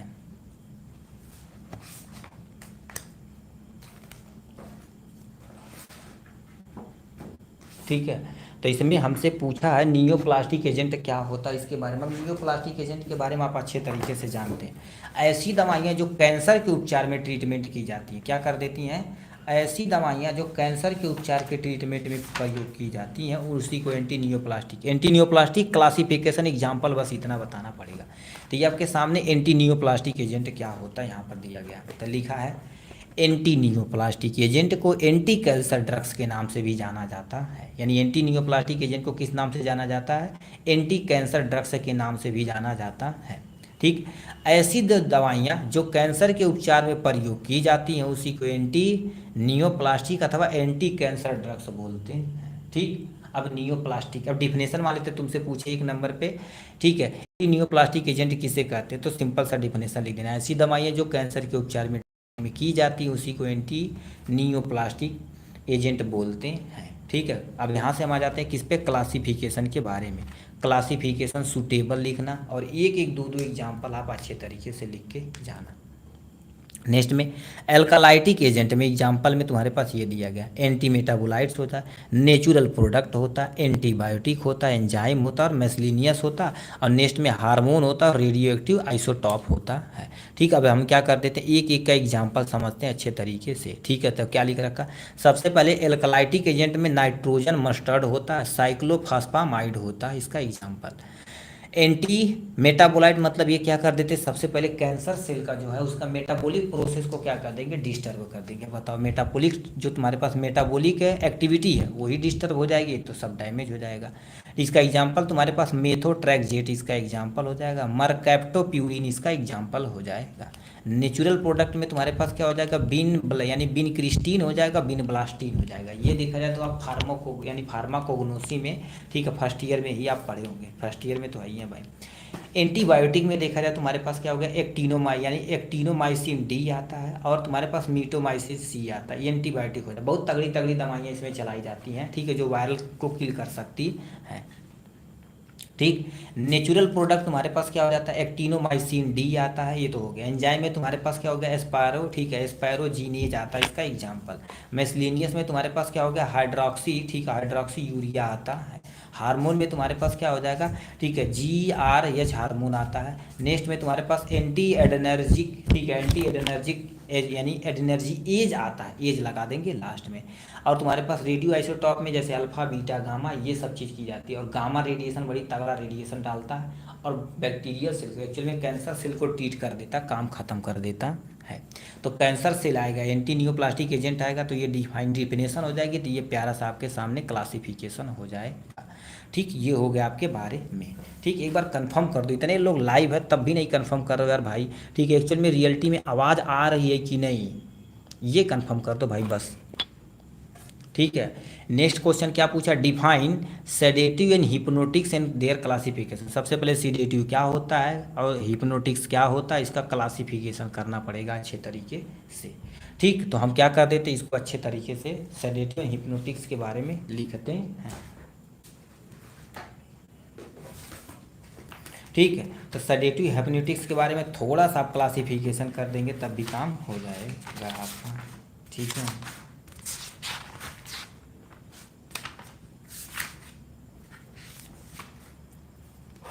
59। ठीक है, तो ये आपके सामने सेडेटिव और हिप्नोटिक डिफिनेशन और क्लासिफिकेशन दोनों का लिखना पड़ेगा। तो सेडेटिव हिप्नोटिक्स होता क्या, देखिए, सेडेटिव का उपयोग सामान्यतः चिंता को कम करने के लिए प्रयोग किया जाता है। मतलब ऐसी दवाइयाँ जो तुम्हारे पास चिंता को कम करने के लिए प्रयोग की जाती हैं उसी को सेडेटिव ड्रग्स बोलते हैं। सेडेटिव एंटी, ठीक है, लिखा एंजियोलाइटिक क्या होती है, एंजियोलाइटिक चिंता को कम करने के लिए प्रयोग की जाती है। ठीक है, यहाँ पर को मतलब सिंपल सा क्या कर देती, सेडेटिव चिंता को कम करती, बस इतना समझिए। सेडेटिव उत्तेजना को भी क्या कर देती, कम करने में उपयोग करती, किसी को एक्साइटमेंट ज़्यादा रहता है, ठीक है, तो उसको कम करने का उपयोग इसमें सेडेटिव में प्रयोग किया जाता है। हिप्नोटिक्स क्या होता है, निद्रा, किसी पर्सन को सही से निद्रा नहीं आ रही, मतलब नींद सही से नहीं आ रही है, तो हिप्नोटिक्स का उपयोग नेचुरल स्लीपिंग लाने के लिए किया जाता है। मतलब जो नेचुरल स्लीपिंग होती है, ठीक है, उसको लाने के लिए हम हिप्नोटिक्स का प्रयोग करते हैं। जैसे डाइजापाम हो गया, अल्प्राजोलाम हो गया, अल्प्राजोलाम, ये सब नींद की दवाइयाँ होती हैं। ठीक, तो ये सेडेटिव हो गया और ये तुम्हारे पास हिप्नोटिक्स की डिफिनेशन हो गई। सेडेटिव चिंता को कम करने के लिए किया जाता है, इसको नेचुरल स्लीपिंग लाने के लिए किया जाता है, बस इतना याद रखिए आप यहाँ से। इसे क्लासिफिकेशन यहाँ पर किया गया, क्लासिफिकेशन 3 में किया गया, यूरिया डेरिवेटिव किया गया, बेंजोडाइजापीन किया गया और नॉन बेंजोडाइजापीन किया गया है। ठीक है, तो यहाँ पर ये यूरिया डेरिवेटिव में 3 आते हैं, लॉन्ग एक्टिंग आता है, शॉर्ट एक्टिंग आता है, अल्ट्रा शॉर्ट एक्टिंग आता है। तो यहाँ पर लॉन्ग एक्टिंग में तुम्हारे पास क्या होगा, फिनोबार्बिटोन आता है और ठीक है, मेफोबार्बिटोन आता है। और शॉर्ट एक्टिंग में तुम्हारे पास क्या होगा, ब्यूटाबार्बिटोन आता है, मेथाहेक्जिडोन यानी हेक्जिटोन आता है। अल्ट्रा शॉर्ट एक्टिंग में तुम्हारे पास थियापेंटोन आता है और हेक्साबार्बिटोन आता है। बेंजाडाइजापीन में हिप्नोटिक्स आता है, एंटी एंजाइटी आता है, एंटी कंसुलेंट आपकी ड्रग्स आती है। यानी हिप्नोटिक्स में तुम्हारे पास डाइजापाम और तुम्हारे पास अल्प्राजोलाम प्रयोग किया जाता है। एंटी एंजाइटी में तुम्हारे पास क्या, डाइजापाम और ओक्साजेपाम प्रयोग किया जाता है। एंटी कंसुलेंट में तुम्हारे पास क्या होगा, लोराजेपाम होगा, डाइजापाम इसमें उपयोग किया जाता है। नॉन बेंजाटाइप में तुम्हारे पास क्या होगा, जोपी क्लो, ठीक है, क्लोन का प्रयोग किया जाता है, जोपी, ठीक है, जोल्पी डेम का प्रयोग किया जाता है। तो ये आपके सामने दवाइयाँ दी गई हैं, इनका आप प्रयोग कर सकते हैं। तो ये प्यारा सा आपका सेडेटिव एंड देयर क्लासिफिकेशन के बारे में। तो इस तरह से देखा जाए तो हमने लॉन्ग क्वेश्चन, सुपर 25 क्वेश्चन का 10 क्वेश्चन को पूरे तरीके के 1 घंटा के अंदर हमने ख़त्म कर दिया है। आपसे बता देना चाहते हैं, देखिए फार्मास्यूटिकल केमिस्ट्री हो गई और आपका फार्माकोग्नोसी हो गया, ये सब आप ज़्यादा बना के नहीं लिख सकते, जो सटीक पूछा उसी को देख के आप ख़त्म कर दीजिएगा। ठीक है, एक सेडेटिव पूछा, इसकी डिफिनेशन, क्लासिफिकेशन विथ एग्जाम्पल के साथ हमने सबको डिफाइन कर दिया यहाँ से। ठीक, अब हम शॉर्ट क्वेश्चन की तरफ रुक करते हैं। अब यहाँ पर नेक्स्ट पहला क्वेश्चन पूछा, व्हाट इज माउथ वॉश, और माउथ वॉश देखा जाए 2024 में क्वेश्चन 3 नंबर में पूछा भी गया था। अब माउथ वॉश गुरुदेव क्या होता है, इनके बारे में समझिए। ठीक है, इसको ऐसे कर देते हैं, माउथ वॉश क्या होता है। ठीक है, आप डेंटल प्रोडक्ट थोड़ा सा पढ़े होंगे, ठीक है, तो उसमें बताया गया एक्चुअली माउथ वॉश होता क्या है। ठीक है, ठीक है, तो माउथ वॉश क्या होता है इसको पूरा डिटेल में डिस्कस करना है। ठीक, माउथ वॉश आपके सामने दिया गया है, तो माउथ वॉश होता क्या, ध्यान से सुनिए भाई। ऐसे इसको मोबाइल ये टेढ़ है भाई, इसीलिए तो गड़बड़ हो रहा है। ठीक है, यहाँ पर मैनेज हो रहा है। माउथ वॉश क्या, देखिए कभी कभी कोई पर्सन ब्रश वरस नहीं करता, तो उसको लिक्विड दी जाता, मुंह के अंदर थोड़ा सा डाल के गलाला करके वो क्या कर देता, थूक देता। ठीक, तो मतलब मुंह को धोने के लिए, मुंह को धोने का मतलब फेस वॉश मत समझना, माउथ वॉश मुंह को धोने के लिए। जैसे मान लीजिए किसी को एक्सीडेंट हो गया, दांत तो खड़ गया, तो ब्रश थोड़ी नहीं करेगा, दर्द होगा, खून निकलने लगेगा, तो यही करिए रहता है। क्यों, क्योंकि बैक्टीरियल ग्रोथ को हमें कम करना है, नहीं तो उनका मुंह स्मेल करने लगा, बहुत सारे बैक्टीरियल ग्रोथ हो जाएंगे। तो क्या लिखा, माउथ वॉश एक कॉन्सनट्रेटेड स्पष्ट जली विलयन होता है जो मुख को साफ तथा गंधहीन करने के लिए प्रयोग किया जाता है। गंधहीन मतलब गंध को खत्म करने के लिए इसका प्रयोग किया जाता है।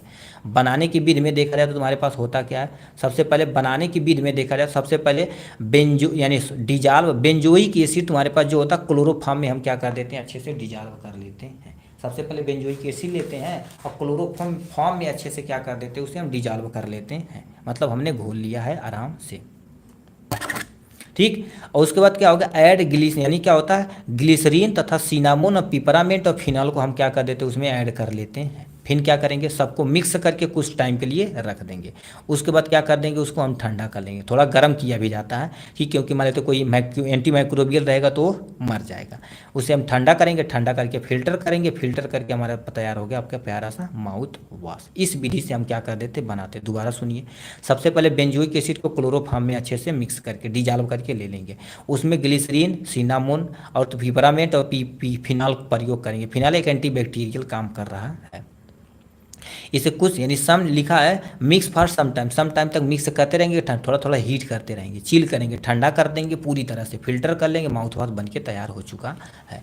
अब इसकी फिजिकल प्रॉपर्टी यानी गुण धर्म क्या होता है, ये दाम में सस्ता होना चाहिए, सबसे पहली बात। ठीक, दाम में सस्ता नहीं, कोई खतबा नहीं करेगा। नॉन इरिटेशन यानी जलन न उत्पन्न करे, मतलब मुंह के अंदर डालते ही जलन उत्पन्न करे तो कोई खतबा नहीं करेगा। नॉन टॉक्सिक होना चाहिए, जहरीला नहीं होना चाहिए। फ्लेवरिंग स्ट्रांग होना चाहिए, क्योंकि फ्लेवर स्ट्रांग रहेगा तो आदमी तगड़ा यूज करेगा। ठीक, नेक्स्ट में तुम्हारे पास फार्मास्यूटिकल फार्मूलेशन देखा जाए तो ये ओरल सस्पेंशन के रूप में मार्केट में उपलब्ध होता है। अब किस नाम से आता है, कोलगेट के नाम से, क्लोजअप नाम के, लिस्टरीन के नाम से, ये सबसे ज़्यादा बिकने वाला है। ठीक। स्टोरेज कंडीशन, इसे रूम टेम्परेचर पे रखिए, बच्चों के पहुंच से दूर रखिए, सनलाइट वगैरह से आप दूर रखिए, यही सब चीज़ करना पड़ेगा। इसका उपयोग कहाँ पर करते हैं?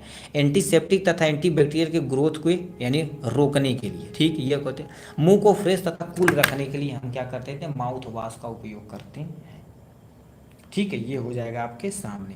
नेक्स्ट क्वेश्चन क्या पूछा है जी? एंटीबायोटिक क्या होती है? सम एग्जाम्पल के साथ आपको डिफाइन करना पड़ेगा। एंटीबायोटिक क्या होती है, इसको अच्छे तरीके से, सबसे पहले एंटीबायोटिक क्या होती है, एग्जाम्पल, ज़्यादा नहीं, जैसा क्वेश्चन पूछे उसी तरह से। जब कहेगा क्लासिफिकेशन तब करेंगे, नहीं तो नहीं कहा तो हम काहे करें, ठीक है। तो एंटीबायोटिक थोड़ा सा बता देंगे, ठीक है। एंटीबायोटिक थोड़ा सा बता देंगे और उसका एक दो चार एग्जाम्पल बता देंगे, काम अपना हो जाएगा, ठीक है। तो यहाँ पर दिख रखा एंटीबायोटिक्स क्या होता है। अब एंटीबायोटिक दवाइयाँ के बारे में पूरा नॉलेज रखते हैं। एंटीबायोटिक क्या होती है? एंटीबायोटिक वे दवाइयाँ होती जो बैक्टीरिया को किल करने या ग्रोथ को रोकने के लिए प्रयोग की जाती हैं, उन्हीं को क्या कर देते हैं हम? एंटीबायोटिक कहते हैं यार इनको बुखार बड़ा दिन से ना ठीक होता, एंटीबायोटिक चलाता हो, फिटिया जाइए। तो होता क्या है, उन्हें क्या कर देते, वो एंटीबायोटिक जो लिए हैं वो क्या कर देता, बैक्टीरिया को किल कर देगा या उनके ग्रोथ को रोक देगा, उसी को एंटीबायोटिक बोला जाता है। एंटीबायोटिक का उपयोग बैक्टीरियल इन्फेक्शन को ट्रीट में, ठीक है, यानी ट्रीटमेंट में किया जाता है। हमारे कहीं यानी बैक्टीरियल ग्रोथ हो रहा है तो उनको ट्रीट करने के लिए, ठीक है, उनको ट्रीट करने के लिए या इन्फेक्शन को रोकने के लिए हम क्या कर देते हैं? इसका उपयोग करते हैं। फॉर एग्जाम्पल, जैसे किसी पर्सन को सुने होंगे, ठीक है, टाइफाइड होगा तो सोलमेनेला टाइफी एक बैक्टीरिया, माइक्रोबैक्टीरियम ट्यूबरकुलोसिस एक बैक्टीरिया, तो वो सबको मारने के लिए अलग अलग एंटीबायोटिक का प्रयोग करते हैं, ठीक। ये हो गया। तो एंटीबायोटिक दो तरह के होते हैं, एक तुम्हारे पास बैक्टीरियोसाइडल होते हैं, एक बैक्टीरियोस्टैटिक होती है। बैक्टीरियोसाइडल क्या कर देते हैं? जो बैक्टीरिया को पूरी तरह से किल कर देते हैं, एग्जाम्पल में पेनिसिलिन आता है, ठीक। बैक्टीरियोस्टैटिक में क्या कर देते हैं? ये बैक्टीरिया के ग्रोथ को रोक देता है, जैसे टेट्रासाइक्लिन इसका एग्जाम्पल है, ठीक। ये हो गया। कुछ और एग्जाम्पल तुम्हारे पास दिया गया है एंटीबायोटिक का, क्या हो गया? एमॉक्सिसिलिन हो गया, सिप्रोफ्लॉक्सासिन हो गया, ओफ्लॉक्सासिन हो गया, सिफिक्जिन हो गया, बहुत कईयों आप लिख सकते हैं, जो भी आपको एग्जाम्पल पता है यहाँ पर धड़ाधड़ पीट सकते हैं, कोई टेंशन नहीं है, ठीक। तो ये आपके सामने हो गया यहाँ से ये एंटीबायोटिक के बारे में, ठीक है। और कोई टेंशन नहीं, कोई टेंशन नहीं, और टेंशन ज़िंदगी में लेने का भी नहीं भाई, ठीक है। ज़िंदगी में आप टेंशन लेंगे तो भाई बड़ी दिक्कत हो जाएगी, ठीक है। एग्जाम के भी टाइम पे टेंशन मत लीजिए, कोई टेंशन नहीं, ठीक है। और भी हम एग्जाम्पल थोड़ा सा बता देते हैं एंटीबायोटिक का। एंटीबायोटिक का तुम्हारे पास जैसे पेंसिलिन हो गया, एमॉक्सिसिलिन हो गया, ठीक है, यानी लिखते रहते हैं, दो तीन और लिख देते हैं भाई, क्योंकि भाई पूछ देगा तो दिक्कत हो जाएगी। एमॉक्सिसिलिन हो गया, सिप्रोफ्लॉक्सासिन हो गया, टेट्रासाइक्लिन यहाँ पर लिखवा किए हैं, डॉक्सीसाइक्लिन लिख देते हैं, डॉक्सीसाइक्लिन हो जाएगा, क्या हो जाएगा? डॉक्सीसाइक्लिन हो जाएगा यहाँ से, ठीक है। तुम्हारे पास क्या हो जाएगा? मीनोसाइक्लिन हो जाएगा, क्या हो जाएगा? मीनोसाइक्लिन हो जाएगा आपके सामने। नेक्स्ट में तुम्हारे पास क्या लिख रखा है? एजी थ्रो, ठीक है, एजिथ्रोमाइसिन हो जाएगा यहाँ पर एग्जाम्पल। कईयों आप ईटीसी कर दीजिएगा, काम हो जाएगा। कईयों एंटीबायोटिक होती है, तो बोलते हमसे देखिए क्या था बैक्टीरिया यानी एंटीबायोटिक क्या होती है, एग्जाम्पल। तो हमने एंटीबायोटिक थोड़ा सा डिफाइन कर दिया आप इनके सामने, एंटीबायोटिक, और यहाँ पर क्लासिफिकेशन कर दिया यानी आधार पे बेस कर दिया, ठीक है। उसका एग्जाम्पल हमने बता दिया, काम खत्म हो गया है। हेट्रोसाइक्लिक कंपाउंड क्या होता है? कोई एक दो एग्जाम्पल बताना पड़ेगा। आप देखिए, यदि आप यानी एच विडमैन का यानी क्लासिफिकेशन पढ़े होंगे, जैसे जितना भी स्ट्रक्चर बनाने से पहले आपकी इस क्लास में पढ़ाया गया होगा, एच विडमैन की क्लासिफिकेशन, या हमारे ही चैनल पर था, वहाँ पर भी आप देख सकते हैं। तो हेट्रोसाइक्लिक आपके सामने होता है, नाम से पता, हेट्रो मतलब अलग और साइकिल मतलब रिंग। ऐसा रिंग उसमें क्या करते हैं, कार्बन के अलावा जो भी चीज़ पाया जाता, कार्बन के अलावा जो भी चीज़ पाया जाता समझ लो हेट्रोसाइक्लिक है। हेट्रोसाइक्लिक कंपाउंड वे कार्बनिक कंपाउंड होते हैं जिनकी रिंग संरचना में कार्बन के अलावा कम से कम एक या अन्य एलिमेंट, चाहे नाइट्रोजन हो सकता है, चाहे ऑक्सीजन हो सकता है, चाहे सल्फर भी हो सकता है, भी शामिल होते हैं, उसे हेट्रोसाइक्लिक कहते हैं। बस काम खत्म। इनका गुण मेडिसिनल प्रॉपर्टी का होता है। फॉर एग्जांपल में तुम्हारे पास दिया था यहाँ पर, जैसे तुम्हारे पास लिख रखा ऑक्सीरेन, ऑक्सीरेन में ओ लगा दिया गया, फ्यूरान में ओ लगा दिया गया, पिरिमिडीन में यन लगा दिया गया, थियोफिनॉल में तुम्हारे पास थियोफिन में ये लगा दिया गया है। तो हेट्रोसाइक्लिक कंपाउंड क्या होता है, ये हमने एग्जाम्पल के तौर पे 3-4 बता दिया आपके सामने, ठीक। ये हेट्रोसाइक्लिक हो जाएगा। सल्फोनामाइड विथ एग्जाम्पल के साथ बताना पड़ेगा, यानी सल्फोनामाइड क्या होता है विथ एग्जाम्पल के साथ बताना पड़ेगा। तो सल्फोनामाइड हम क्या कर देते हैं, यहाँ से लिख देते हैं। सल्फोनामाइड क्या होती है, देखिए कुछ ऐसी एंटीबायोटिक ड्रग्स होती है जिसमें सल्फा ग्रुप ऐड होता, बस इतना समझिए काम हो जाएगा अपना। क्या लिख रखा, सल्फोनामाइड ड्रग्स इस प्रकार की सिंथेटिक एंटीबायोटिक ड्रग्स है जो बैक्टीरियल ग्रोथ को क्या कर देती है, रोकती है। जो बैक्टीरियल ग्रोथ को रोकती है उसी को क्या बोलते हैं, सल्फोनामाइड ड्रग्स बोलते हैं। सल्फोनामाइड ड्रग्स को आमतौर पर सल्फा ड्रग्स भी कहते हैं। क्या कहते हैं, सल्फा ड्रग्स भी कहते हैं, क्योंकि यह सल्फा ग्रुप जुड़ा होता है। इसमें कौन सा ग्रुप जुड़ा होता है, एक्चुअल में रियलिटी में देखा जाए तो सल्फा ग्रुप जुड़ा होता है, इसीलिए इसे नाम देते हैं सल्फोनामाइड बोला जाता है। ठीक, ये होगा आपके सामने। इसका एग्जाम्पल तुम्हारे पास क्या होगा, सल्फा डियाजीन हो जाएगा, सल्फा एसिटामाइड हो जाएगा, सल्फा, ठीक है, सल्फा डियाजीन हो जाएगा, दो बार लिख दी क्या जी, डेप्सन हो जाएगा। और तुम्हारे पास क्या होगा, कोट्रमाक्साजोल, कोट्रमाजोल नहीं, कोट्रमाक्साजोल होता है। ठीक, तुम्हारे पास क्या हो जाएगी, सल्फा ड्रग्स के अंतर्गत आएगी। तो सल्फा ड्रग की डिफिनेशन विथ एग्जाम्पल हमने यहाँ से चिपका दिया है। ठीक, नेक्स्ट में तुम्हारे पास पूछा एंटी ट्यूबरकुलर एजेंट होता क्या, इसका क्लासिफिकेशन हमें बताना पड़ेगा, 15 नंबर। ठीक है, आपके सबसे पहले देखिए एंटी ट्यूबरकुलर एजेंट क्या होता है, यहाँ पर सामने दिया गया है एंटी ट्यूबरकुलर, इसका क्लासिफिकेशन, क्योंकि ये इंपॉर्टेंट है भाई, थोड़ा सा क्लासिफिकेशन हम बता देंगे, थोड़ा सा देख लेना, अपना काम हो जाएगा। ठीक है,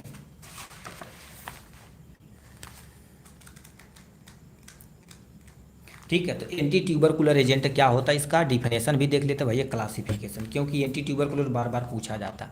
एंटी ट्यूबर, पहले ट्यूबरकुलर मतलब समझो क्या होते, कहते भैया टीबी आ गई ना, का हो खांसता ना बहुत ज़्यादा, ऐसे बोलते हैं ना। ठीक है, तो उनको टीबी हो गई है, तो टीबी को सही करने के लिए जिस दवा का उपयोग करते हैं उसी को एंटी ट्यूबरकुलर एजेंट बोलते हैं। क्या लिख रखा, ऐसी दवाइयाँ जो ट्यूबरकुलोसिस को ठीक करने में उपयोग की जाती है उसी को एंटी ट्यूबरकुलर एजेंट बोलते हैं। क्या बोलते हैं, एंटी ट्यूबरकुलर एजेंट बोलते हैं। देखिए आपको याद कैसे डिफिनेशन वगैरह रखना पड़ेगा। एंटी कहीं भी लग रहा है तो सिंपल समझ लें, ट्यूबरकुलोसिस तुम्हें नहीं पता एक्चुअल में क्या है, तो बोल देंगे ऐसी दवाइयाँ जो ट्यूबरकुलोसिस के लिए सही करने के लिए उपयोग करने के लिए उपयोग की जाती है उसी को एंटी ट्यूबरकुलोसिस, मान लेते एंटी अल्सर आ जाएगा तो बोलेंगे ऐसी दवाएं जो अल्सर को ठीक करने के लिए उपचार में प्रयोग की जाती हैं एंटी अल्सर ड्रग्स कहलाती हैं। इस तरह से अपना क्या कर देंगे, मैनेज कर देंगे। मान लेते कुछ भी नहीं याद रहेगा तो टीबी समानता लंग्स तथा अदर बॉडी पार्ट जैसे बोन हो गया, ब्लड हो गया को प्रभावित करता है, और सबसे ज़्यादा देखना लंग्स को प्रभावित करता है। ठीक, टीबी का पॉजिटिव एजेंट क्या होता है, माइक्रोबैक्टीरियम ट्यूबरकुलोसिस होता है। कौन सा, माइक्रोबैक्टीरियम ट्यूबरकुलोसिस होता है। ठीक है, इसका क्लासिफिकेशन देखा जाए तो फर्स्ट लाइन ड्रग्स होती है, सेकेंड लाइन ड्रग्स होती है, न्यूवर्ड है। कितना आसान है भाई। ठीक है, याद रखना एग्जाम्पल, ज़्यादा नहीं एग्जाम्पल याद रखना। फर्स्ट लाइन ड्रग्स क्या होती है, एग्जाम्पल। सेकेंड लाइन ड्रग्स क्या होती है, एग्जाम्पल। न्यूअर ड्रग्स क्या होती है, एग्जाम्पल। तो हम समझते हैं फर्स्ट लाइन ड्रग्स क्या होती है, जो पहले स्टेज में काम की जाती है, जैसे आइसोनियाजाइड, जिसे हम शॉर्ट में क्या बोलते हैं, INH बोल जाते हैं, रिफाम्पासिन बोलते हैं, इथम ब्यूटाल इसका एग्जाम्पल हो जाएगा। सेकेंड लाइन ड्रग्स में तुम्हारे पास क्या होगा, पैरा अमीनो सल्फेनिक एसिड हो जाएगा। नेक्स्ट में तुम्हारे पास क्या होगा, ठीक है, इथियोनामाइड दे रखा है, इसका एग्जाम्पल साइक्लोसेरिन इसका एग्जाम्पल हो जाएगा। न्यूअर ड्रग्स में तुम्हारे पास साइप्रो यानी सिप्रोफ्लॉक्सासिन हो जाएगा, ओफ्लॉक्सासिन और एजिथ्रोमाइसिन इसका एग्जाम्पल हो जाएगा, जो आपके सामने दिया गया है।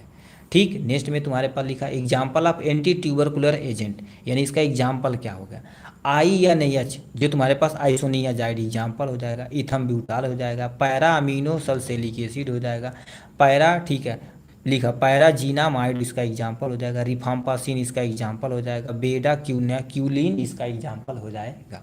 नेक्स्ट में तुम्हारे पास डेलानामाइड हो जाएगा, प्रीटोनामाइड इसका एग्जाम्पल हो जाएगा। ठीक, तो ये सब इसका एग्जाम्पल हो जाएगा। ठीक, तो हमने क्या देखा, एंटी ट्यूबरकुलर एजेंट की डिफिनेशन हमने देखा, ये प्यारा सा क्लासिफिकेशन देखा, और यहाँ से हमने, ठीक है, प्यारा सा एग्जाम्पल भी देखा हुआ है। ठीक, नेक्स्ट में आते हैं 16 नंबर क्वेश्चन। 16 नंबर क्वेश्चन क्या पूछा, एंटासिड होता क्या। ठीक है, सबसे पहले एंटासिड होता क्या इसके बारे में बताना पड़ेगा, और इसका एक 2-4 एग्जाम्पल बता देंगे, काम हो जाएगा। ठीक है, तो सबसे पहले एंटासिड होता क्या, इसको हम अच्छे तरीके से डिफाइन करेंगे। ठीक है, तो एंटासिड क्या होता है, इसका क्लासिफिकेशन एग्जाम्पल लिख देंगे, बहुत है। एंटासिड क्या होता है, कभी कभी कहने बड़ा गैस बन गया हो तो इनो पीते हैं, अच्छा सेकंड में काम खत्म। तो होता क्या है, एंटासिड एक तरह की ऐसी दवाइयाँ होती हैं जो हमारे पेट में ज़्यादा गैस बन चुकी है उसको कम करने के लिए जिसका प्रयोग किया जाता है उसी को एंटासिड बोलते हैं। ठीक, अब दवाइयाँ तो भाई तगड़ा तगड़ा बता सकते हैं, गैस की जितनी भी दवाइयाँ सब छाप दो, कोई टेंशन नहीं। तो एंटासिड ऐसा सब्सटेंट है जो पेट में उपस्थित एक्सेस एसिड को न्यूट्रलाइज करने में उपयोग किया जाता है, उसी को एंटासिड बोला जाता है। ठीक, नेक्स्ट में तुम्हारे पास लिखा एसिड कभी कभी यानी क्या होता है सीवियर प्रॉब्लम उत्पन्न करता है, जैसे पेन कर सकता है, अल्सरेशन मतलब पेट में घाव कर सकता है, पेप्सिन एंजाइम को इनएक्टिवेट कर सकता है। बताओ पेप्सिन एंजाइम इनएक्टिवेट होगा तो भोजन सही से पाचन नहीं होगा। तो ये करने की जिम्मेदारी क्या होती है, एंटासिड की होती है। जब हाइपर एसिडिटी होती है तो पेट की म्यूकोसल लेयर का डैमेज हो जाता है, इन्फ्लेमेशन हो जाता है, जो अल्सर घाव का कारण बन सकता है। कहने का मतलब क्या कह रखा है, जैसे हमारे पेट के अंदर, ठीक है, हमारे पेट के अंदर कभी कभी देखेंगे घाव उत्पन्न हो जाता है, ठीक है, ये वहाँ पर आ जाते हैं। देखिए हमारा तुम्हारे पास ये स्टमक हो जाएगा, ठीक है, ये हमारे पास स्टमक हो जाएगा, ऐसे हो जाता है ना, ठीक है। ये पेन वगैरह आज कहीं नहीं चल रही सारी, ठीक है, ये तुम्हारे पास इधर हो गया। तो होता क्या, इनकी जो लेयर होती है, इनको जो पतली सी ये लेयर होती है ना, ये कभी कभी डैमेज हो जाती है, किससे, एसिड। अब याद रखना भाई, यदि पेट में आपके गैस लंबे समय तक बनना तो उसका ट्रीटमेंट जरूरी होता है। क्यों, क्योंकि हमारे पास बहुत सारी चीज़ों को डैमेज कर सकता है, सही से खाना का पाचन नहीं होगा, बहुत सारी प्रॉब्लम आपको हो सकती है। तो ये एंटासिड के बारे में दिया गया है। एक एंटासिड की आइडियल प्रॉपर्टी क्या होनी चाहिए, एसिड क्या होगा, कब्ज नहीं बनाना चाहिए, मतलब जो भी तुम्हारे पास एंटासिड खाएं वो कब्ज नहीं बनाना चाहिए, नहीं तो और दिक्कत हो जाएगी।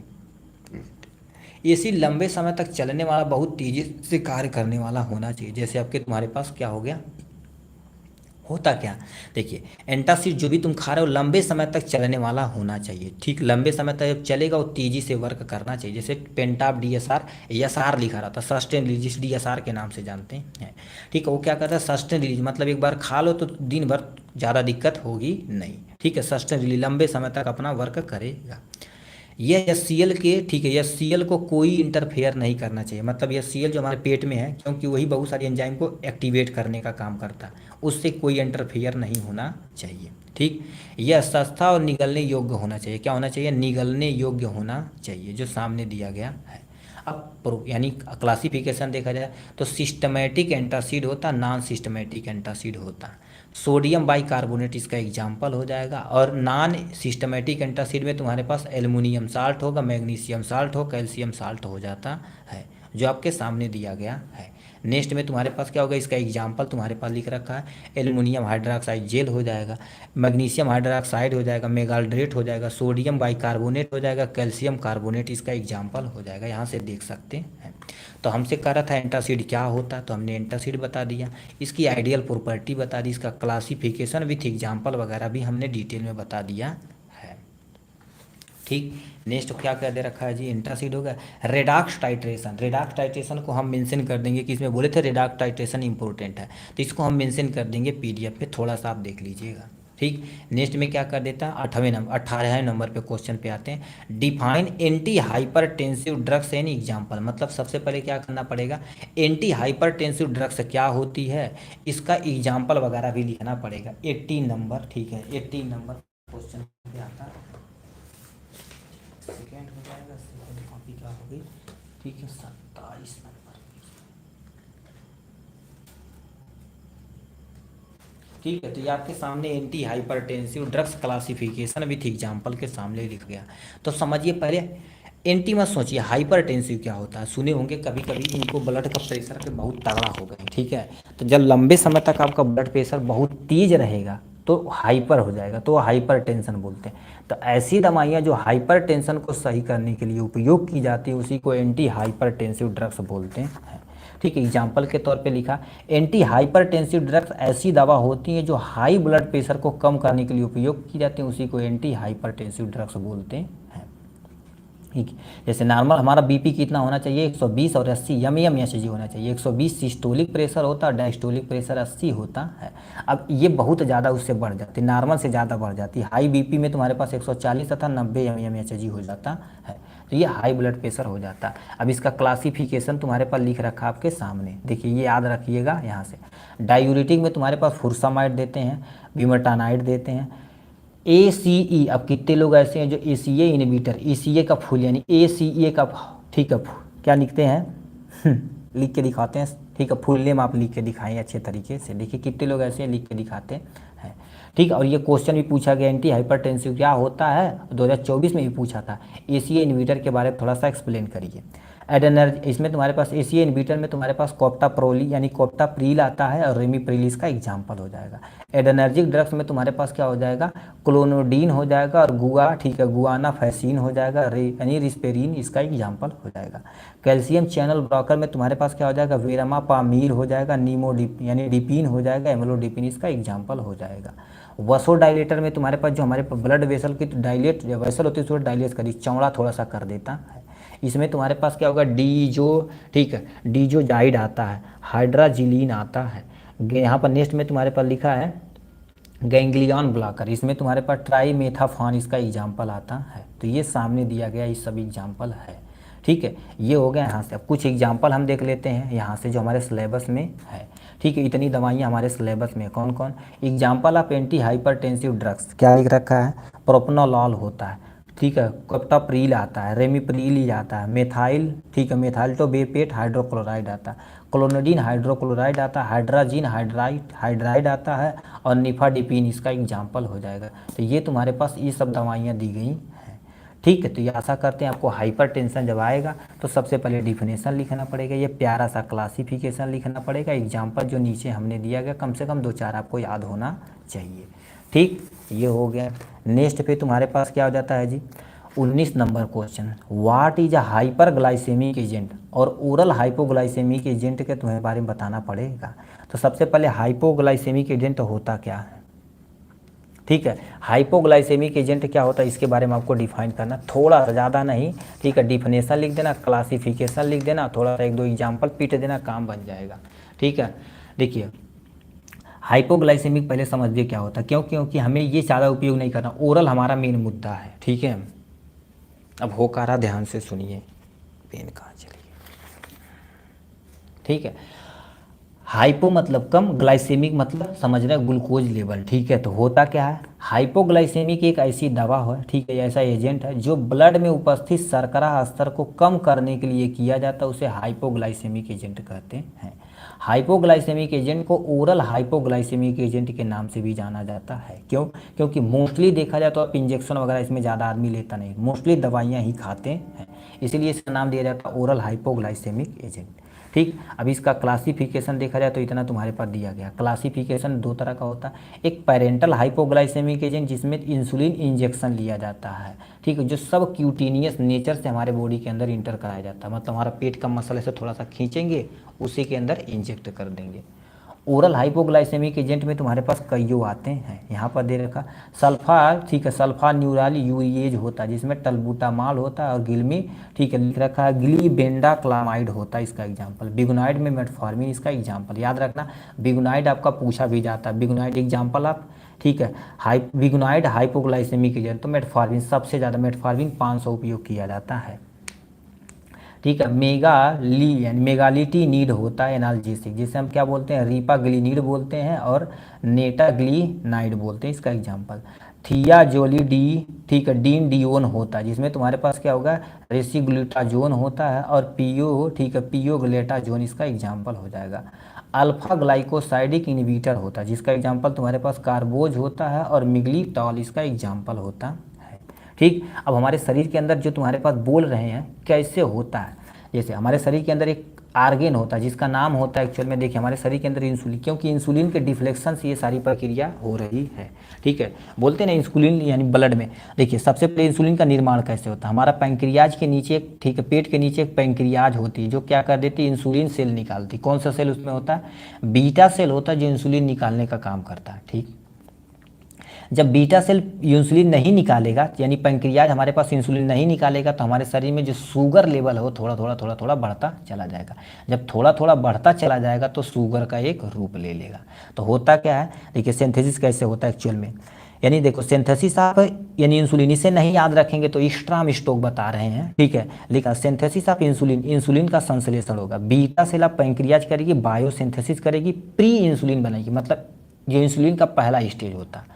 सिंगल चेन होता है। उसमें से तुम्हारे पास 24 अमीनो एसिड हटाते हैं, 170 110 अमीनो एसिड प्रोटीन को उसे ऐड कर देते हैं, जिसे प्रोटियोलाइसिस बोलते हैं। ठीक है, तो प्रोटीन टूट रहा है तो प्रो इंसुलिन बन के तैयार होगा, अभी हमारे बॉडी में अपना वर्क करेगा। ठीक है, तो इन सिंपल सा हाइपोग्लाइसेमिक ग्लाइसेमिया होता क्या, क्योंकि हमारे शरीर के अंदर क्या करती है, ग्लूकोज लेवल बढ़ जाता है, इंसुलिन लेवल कम हो जाता है, उसके कारण से हो जाता है आपको, ठीक है, ग्लाइसेमिक एजेंट हो जाता है। ठीक, ये हो गया। नेक्स्ट में तुमसे कह दिया 20 नंबर में इंसुलिन क्या होता है, इसको भी हम क्या कर देंगे, इंसुलिन क्या होता है जो आपके सामने दे, इसी को थोड़ा सा और एक्सप्लेन करके हम पीडीएफ में आपको प्रोवाइड करा देंगे। नेक्स्ट में तुमसे क्या दिया है, discuss in brief medicinal gases, यानी मेडिसिनल गैसेस क्या होती है, इसको पूरा डिटेल में डिफाइन करना पड़ेगा। ठीक है, तो मेडिसिनल गैस आप थोड़ा सा पढ़े होंगे यदि, ठीक है, कार्बन डाइऑक्साइड वगैरह के बारे में, तो वही चीज़ें आपको सिंपल से यहाँ पर एक्सप्लेन कर देना, बस काम खत्म। ठीक है, मेडिसिनल गैस हो जाएगी। ठीक है, तो लिखा है मेडिसिनल गैस आपके सामने, किसी एक गैस को पूरा अच्छे तरीके से डिफाइन कर देना है। तो मेडिसिनल गैस क्या होती है, देखिए ध्यान से सुनिए। ऐसी गैसें जो जीवन में पेशेंट के उपचार के लिए, ठीक है, मतलब ऐसी गैसें जो जीवन में पेशेंट के उपचार के लिए मेडिसिनल पर्पज के लिए प्रयोग लाए जाते हैं, मेडिसिनल गैस कहलाते हैं। मतलब सिंपल सा क्या होती है, जैसे अभी कहते हैं ना गांव में, अरे उनकी ऑक्सीजन लग गई, सांस उल्टा चलता। ठीक, अब कौन रतिया में फ़ोन कर रहा है इतना ज़्यादा जी, ठीक है आना तो पका।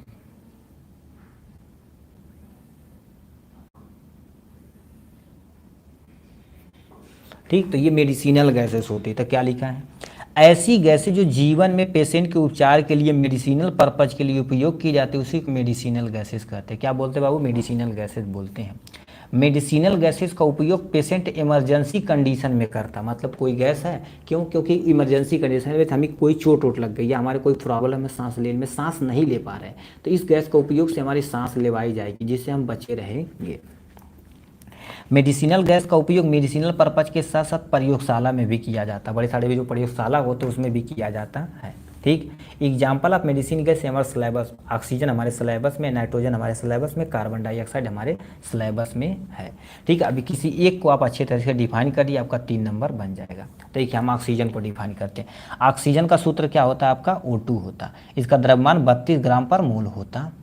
ठीक, प्रिपरेशन देखा जाए तो हाइड्रोजन परऑक्साइड का को पहले MnO2 की उपस्थिति में गर्म करते जो ऑक्सीजन का निर्माण करते हैं, मतलब H2O2 लेते हैं, यानी हाइड्रोजन परऑक्साइड को MnO2 की उपस्थिति में गर्म किया तो ऑक्सीजन निकलता, वाटर वेपर के फॉर्म में निकल जाता है। इसकी फिजिकल प्रॉपर्टी क्या होती है, जिसका जो रंग होता है रंगहीन होता, गंध गंधहीन होता, टेस्ट में कोई टेस्ट नहीं होता। अब हवा का कोई टेस्ट थोड़ी ना होता, देख ही नहीं पाते हो, कलरलेस होता, ऑर्डरलेस होता। ठीक है, सॉल्बिलिटी देखा जाए तो जल तथा वाटर में, एल्कोहल में आराम से घुल जाते हैं। जल में नहीं घुलेगा तो जितनी भी मछलियाँ रहें कैसे सांस ले पाएंगे, तो जल में ये क्या होते हैं बाबू, घुलनशील होते हैं। नेक्स्ट पे तुम्हारे पास क्या आ जाते हैं, यहाँ पर फार्मास्यूटिकल फार्मूलेशन देखा जाए। ठीक है, तो ये मोस्टली गैस के फॉर्म में आता है, तुम कभी टैबलेट के फॉर्म में इसे नहीं देखोगे। ठीक है, तो ये केवल गैस के फॉर्म में आता है, अभी सिलेंडर में भर के आते हैं। अब इसका कोई कहेगा ब्रांड नेम नहीं, यह हर जैसे आप अपने एरिया में देखेंगे ना, तो छोटे से लोकल कोई खोल के, ठीक है, वो थोड़ा सा पास उस करवाना पड़ता है। ठीक है, पास करवा के अप्रूवल लेके अपना गैस, ठीक है, सिलेंडर में भेज के अलग अलग जगह पहुँचाते हैं। ठीक है, storage condition, air tight cylinder में रखें, मतलब कभी भी गैस को रखें एयर टाइट सिलेंडर में रखें। सूर्य के प्रकाश तथा मॉइस्चर से आपको दूर रखना, रूम टेम्परेचर पे ही आपको रखना है। यूजेज की बात की जाए तो हाइपोक्सिया, ठीक है, हाइपोक्सिया के उपचार में किया जाता है, एनेस्थीसिया में किया जाता है, अस्थमा किया जाता है। कोई पर्सन क्या होगा, कार्बन मोनोऑक्साइड की जहर ले लिया, कार्बन मोनोऑक्साइड के जहर के रूप में ले लिया है, तो उनको सही करने के लिए हम क्या कर देते हैं, मेडिसिनल गैस का उपयोग किया जाता है। ठीक, तो ये हो जाएगा आपके सामने यहाँ से। नेक्स्ट क्वेश्चन क्या पूछा है जी, एंटीवायरल ड्रग्स क्या होती है। 22 नंबर क्वेश्चन क्या पूछा, एंटीवायरल ड्रग्स क्या होती है। ठीक है, आपको थोड़ा सा एग्जाम्पल और डिफाइन कर देना है थोड़ा सा, ठीक है, अच्छे तरीके से। ठीक है, तो एंटीवायरल ड्रग्स क्या होती है आपके सामने दिया है, नाम से ही पता है, एंटीवायरल, ऐसी दवाइयाँ जो वायरस के उपचार में प्रयोग की जाती हैं उसी को एंटीवायरल ड्रग्स कहते हैं। तो लिखा है ऐसी दवाइयाँ जिनका उपयोग वायरस के ट्रीटमेंट में प्रयोग किए जाने में की जाती है उसी को एंटीवायरल ड्रग्स बोलते हैं या एजेंट बोलते हैं।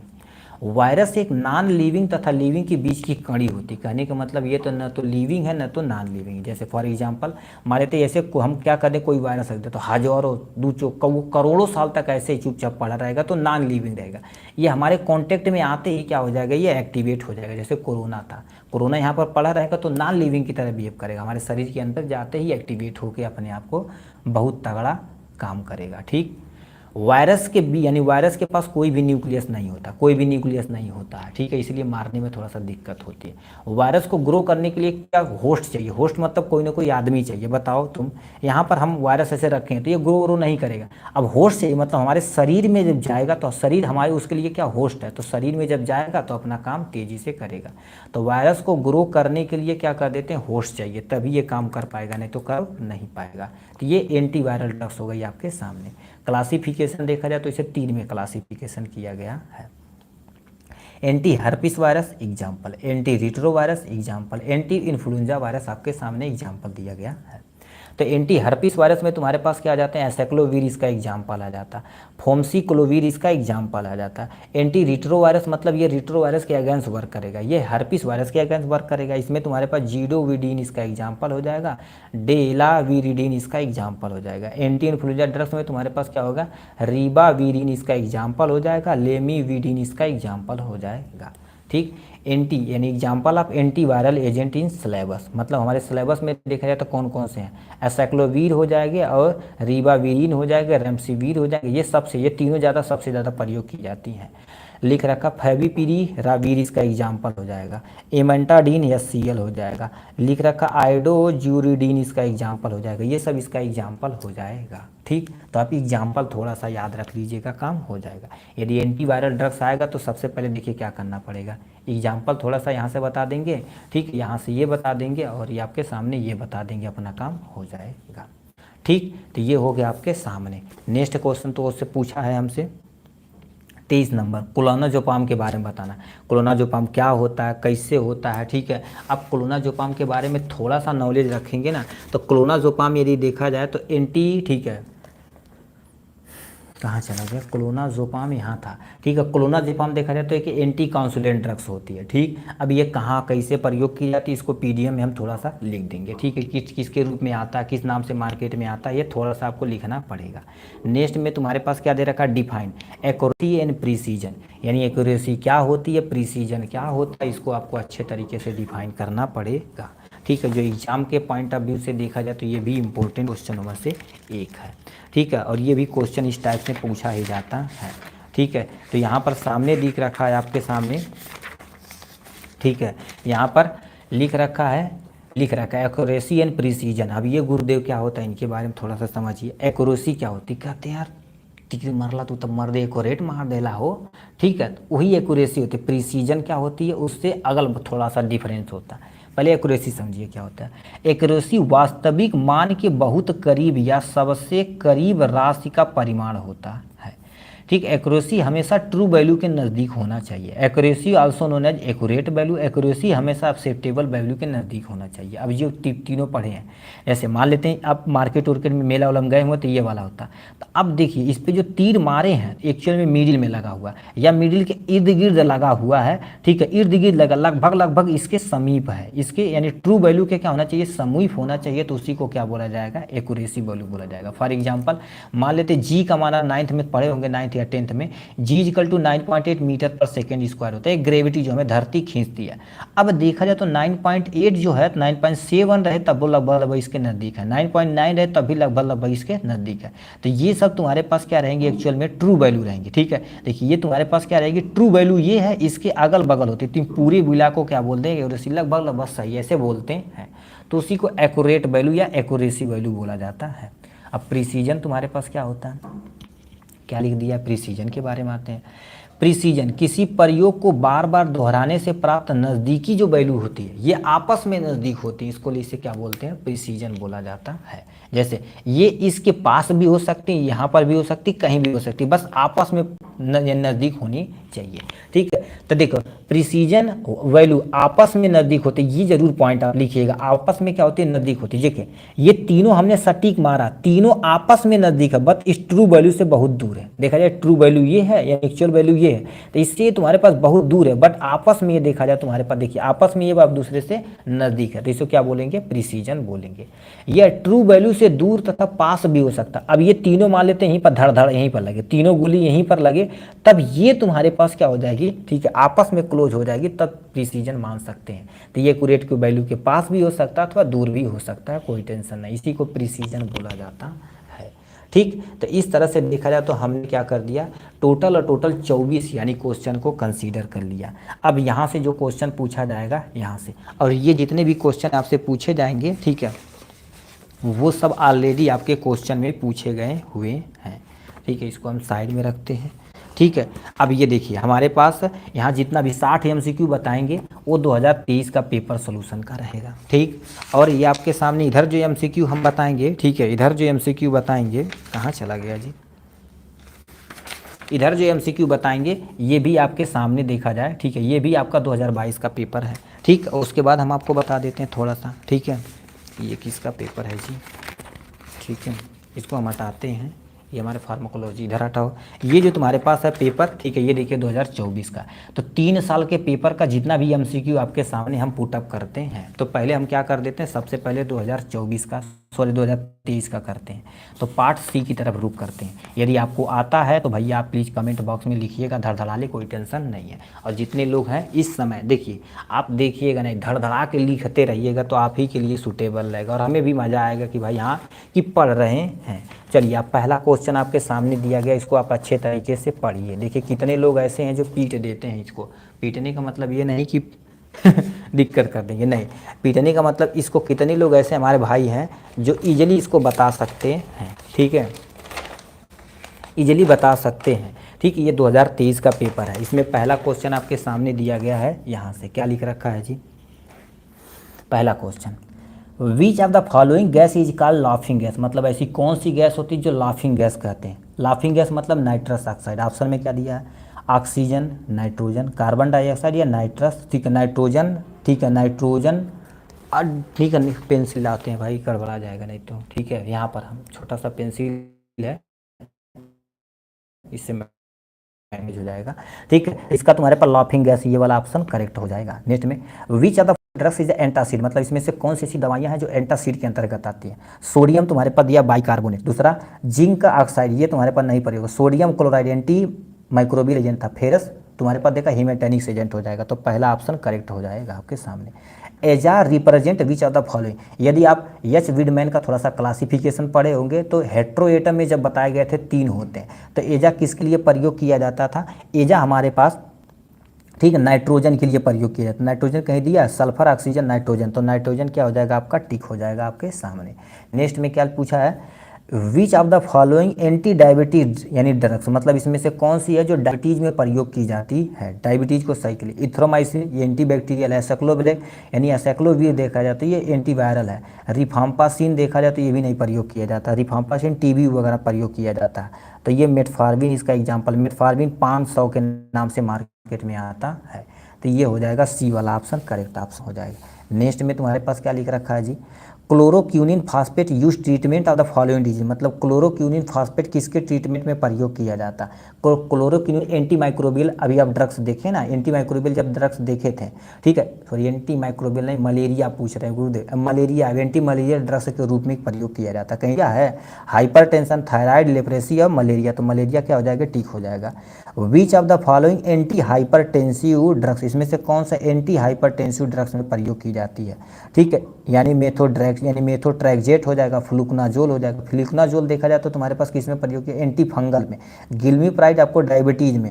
निफाडीन, निफाडीन इज द करेक्ट ऑप्शन हो जाएगा। नेक्स्ट में क्या लिख रखा, which are the following drugs of the anaesthetic, मतलब इसमें से कौन सा ड्रग्स है जो एनेस्थीसिया के प्रयोग की जाती है। थोडियम यानी थियोपेंटाल सोडियम, तो यहाँ पर आ जाएगा, इसका टिक मार देंगे।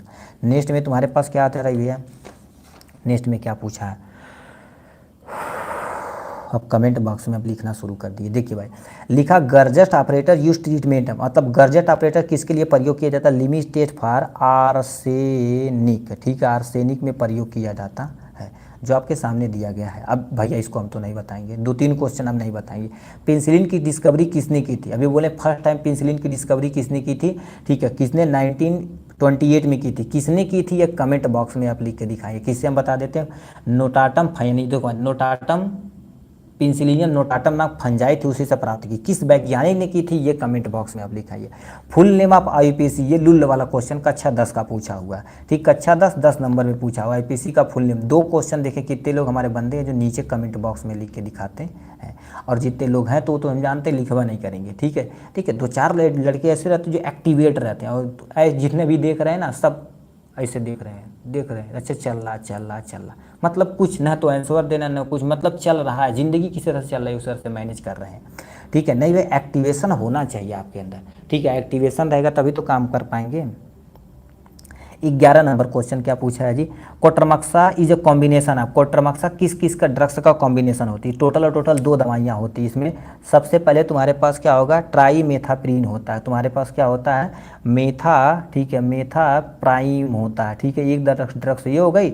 दूसरी इसी की ड्रग्स होती तुम्हारे पास क्या हो जाती है? सल्फा, ठीक है, ये तुम्हारे पास क्या हो जाएगा? सल्फा मैक्साजोल होता है, क्या होता है? मैक्सा यक्स है, जोल होता है, जो आपके सामने हमने लिख दिया यहाँ से। नेक्स्ट में नियोस्टिग्मिन ट्रीटमेंट, नियोस्टिग्मिन किसके ट्रीटमेंट के लिए प्रयोग किया जाता है? ठीक है, नियोस्टिग्मिन कहीं मसल तुम्हारे पास दिक्कत होती है उसमें प्रयोग किया जाता है, ठीक है, तो यानी मिस्थीनिया ग्रेविस में प्रयोग किया जाता है। तो इसको हम थोड़ा सा इधर लेके आते हैं, यहाँ पर लिखते हैं मिस्थीनिया, ठीक है, ये तुम्हारे पास क्या हो जाएगा? मिस्थीनिया, ठीक है, मिस्थीनिया ग्रेविनिस हो जाएगा, क्या हो जाएगा? ग्रेविनिस हो जाएगा, ठीक है, ग्रेविनिस है, ठीक है, मिस्थीनिया ग्रेविनिस इसका एग्जाम्पल हो जाएगा। मेगाल्ड्रेट इज अ कॉम्बिनेशन ऑफ, मेगाल्ड्रेट की किन किन दवाओं का कॉम्बिनेशन होता है? तो उसमें मैग्नीशियम होता प्लस में एल्युमिनियम हाइड्रोक्साइड होता, तो मैग्नीशियम हाइड्रोक्साइड और एल्युमिनियम हाइड्रोक्साइड के कॉम्बिनेशन होता है, ठीक। नेक्स्ट में क्या होगा? ईडीटीए का फुल नेम आपको लिखना पड़ेगा, ये तो भाई आसान है। ईडीटीए मतलब क्या होता है? Ethyl diamine tetra acetic acid होता है। तो यहाँ पर हम छोटा भाई नहीं लिख सकते हैं, बट हम बोल दे रहे हैं, ई से इथाइल हो जाएगा, डी से तुम्हारे पास डाइएमीन हो जाएगा, टी से टेट्रा हो जाएगा, ए से एसिटिक एसिड हो जाएगा, ठीक। नेक्स्ट में क्या होगा? Give example of which of the angina pectoris, angina pectoris में तुम्हारे पास क्या कर देना? कोई एक दवा का एग्जाम्पल बताना है, तो नियोस्टेट बता देना है, ठीक है, यानी नियोस्टिग्मिन लिख देते हैं, नाइट्रो, ठीक है, नाइट्रोग्लिसरीन का प्रयोग कर लेते हैं। कोई एक ड्रग्स का नाम बता देना, कोई टेंशन नहीं है, ठीक है, यहाँ पर हो जाएगा नियो, ठीक है, नाइट्रोग्लिसरीन इसका एग्जाम्पल हो जाएगा। Which are the following example, ठीक है, use to the complexometric titration. अब यहाँ से भैया आप बताइए कॉम्प्लेक्सिटी टाइट्रेशन में किस इंडिकेटर का प्रयोग किया जाता है? डिफाइन, यानी व्हाट आर हिमेटेनिस, हिमेटेनिस गुरुदेव क्या होता है इसके बारे में बताना पड़ेगा। हिमेटेनिस ऐसे एजेंट होते हैं जो हमारे पास आयरन की कमी को ट्रीटमेंट करने के लिए प्रयोग किया जाता है, तो डिफिनेशन लिख देंगे। नेक्स्ट में तुम्हारे पास ये भी कमेंट बॉक्स में आप लिख के दिखाइए, सिंपैथोमिमेटिक एजेंट किसे कहते हैं? 2 तरह का होता है, सिंपैथोमिमेटिक एजेंट एंड पैरासिम्पैथोमेटिक, बट हमें सिंपैथोमिमेटिक एजेंट के बारे में बताना पड़ेगा। नेक्स्ट में 19 नंबर क्या क्वेश्चन पूछा है? Give the role of nitric acid in limit test for chloride, मतलब जब लिमिट टेस्ट फॉर क्लोराइड होता है तो कौन सा तुम्हारे पास क्या कर दी जाती है, ठीक है, अच्छा रोल बताना है, तो रोल क्या कर देते हैं? इंड प्रोडक्ट जो है लिमिट टेस्ट का, उसको एसिडिक है कि एसिडिक है कि बेसिक है, उसको आइडेंटिफाई करने के लिए प्रयोग किया जाता है, ठीक। लिमिट टेस्ट में तुम्हारे पास नेशनल सिलेंडर का यूज कहाँ पर किया जाता है? हमारे पास लिमिट टेस्ट में करते हैं, क्या कर देते हैं? लिमिट टेस्ट में करते हैं नेशनल सिलेंडर का प्रयोग। तो इस तरह से देखा जाए तो 20 MCQ हमने यहाँ पर सॉल्व कर लिया, इसको हम साइड में रखते हैं, ठीक है। अब 2022 का क्वेश्चन लाते हैं हम आपके सामने यहाँ से, ठीक है, इसको थोड़ा सा ऊपर करें जिससे हमें ज़्यादा दिक्कतें ना हो, ठीक है। यहाँ से क्वेश्चन क्या पूछा है? फिर कहाँ फेंक दिए यार भाई, ये बड़ा काम का है, ठीक है, पेंसिल समय से नहीं मिल रहा तो ये काम कर गया, अच्छा बढ़िया है, ठीक है। कितना टाइम हो रहा? ओ भाई 12 बजे रात से हो गया जी। A chemical that change in colour, ठीक है, in acidic in basic medium ठीक है, डूरिंग यानी during the titration is called, मतलब जो हमारे पास कलर चेंज करते हैं, अभी एसिड बेस्ड टाइट्रेशन में देखें उसे इंडिकेटर बोलते हैं, तो कहीं दे रखा है इंडिकेटर, तो इंडिकेटर पे टिक मार देंगे। Which of the following antacid, अब देखो भाई वही सेम टू सेम क्वेश्चन दिया गया था, ठीक, इसमें से कौन सा ऐसा है जो है यानी तुम्हारे पास एंटासिड के तौर पर प्रयोग किया जाता है। हाइड्रोजन पर ऑक्साइड देखा जाए तो एंटी माइक्रोबियल एजेंट है, धोने होने के घाव। फेरस फ्यूमरेट देखा जाए तो किसका उपयोग किया जाता है, हिमेटेनिक्स एजेंट में। एल्युमिनियम हाइड्रोक्साइड जेल देखा जाए तो किसमें प्रयोग किया जाता है, एज एंटासिड में प्रयोग किया जाता है। उसके बाद सिल्वर नाइट्रेट, आप ये एंटी माइक्रोबियल ट्रॉपिकल एजेंट के अंतर्गत आता है, तो ये वाला करेक्ट ऑप्शन हो जाएगा। General formula of the alkane, alkane का जनरल फार्मूला क्या होता है, हमारे सिलेबस में देखेंगे तो पढ़े होंगे, एक आप पढ़े होंगे एल्केन होता है, दूसरा तुम्हारे पास क्या होता है, एल्कीन होता है, क्या होता है, एल्कीन होता है, ठीक है, थोड़ा सा इसको ऐसे पलट देते हैं। एक हमारे पास क्या होता है, एल्काइन होता है, क्या होता है, ऐसे होता है। यदि देखा जाए तो एल्केन, एल्केन कार्बन कार्बन के बीच में सिंगल बॉन्ड होता है, एल्कीन कार्बन कार्बन के बीच में डबल बॉन्ड होता है, एल्काइन मतलब कार्बन कार्बन के बीच में ट्रिपल बॉन्ड होता है, ठीक है। अब एल्केन का फार्मूला क्या होता है, CnH2n, और तुम्हारे पास क्या होता है, प्लस में 2 होता, यहाँ पर क्या कर दीजिए, -2 कर दीजिएगा, ठीक है, CnH2, ठीक है, H2n हो जाएगा, बस काम खत्म ये। अब यहाँ से Cn हो जाएगा H2n और माइनस में 2 हो जाएगा आपके सामने। तो हमसे पूछा एल्कीन, एल्कीन का फार्मूला क्या होता है, CnH2, H कहीं दिया है, कहीं दिया है कि नहीं जी, ये वाला फार्मूला कहीं दिया है, CnH2+2, यहाँ ये वाला तो दिया है, इस पर टिक मार देना आराम से यहाँ से। Ferrous fumarate is use to treatment, अब फेरस फ्यूमरेट किसके लिए प्रयोग किया जाता है, हिमेटेनिस है, जो एनीमिया के ट्रीटमेंट में, तो एनीमिया करेक्ट ऑप्शन हो जाएगा।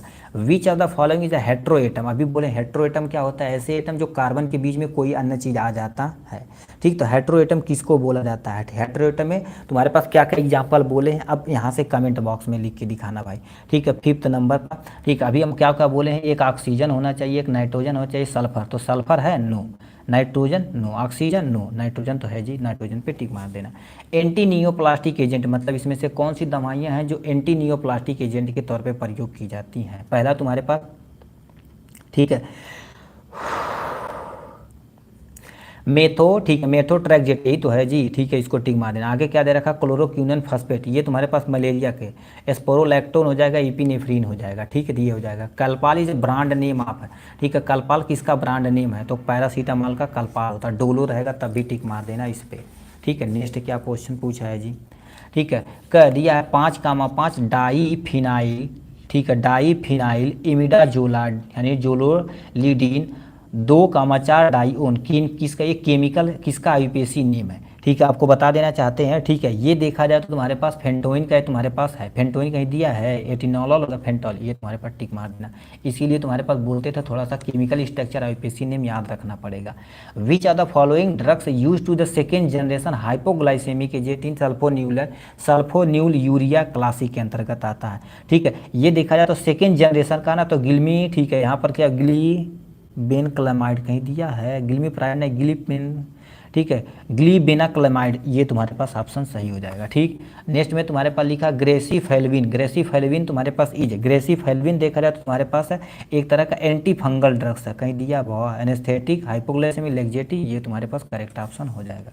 Chemical formula of the sodium carbonate, sodium इसका केमिकल किसका है तुम्हारे पास, सोडियम बाई कार्बोनेट दिया ना, तो सोडियम का N हो जाएगा, बाई के लिए क्या करेंगे, H का प्रयोग करेंगे, कार्बोनेट के लिए C का प्रयोग करेंगे, ठीक। तुम्हारे पास क्या हो जाएगा, सोडियम हाइड्रोजन कार्बोनेट या सोडियम बाइकार्बोनेट बोला जाता है।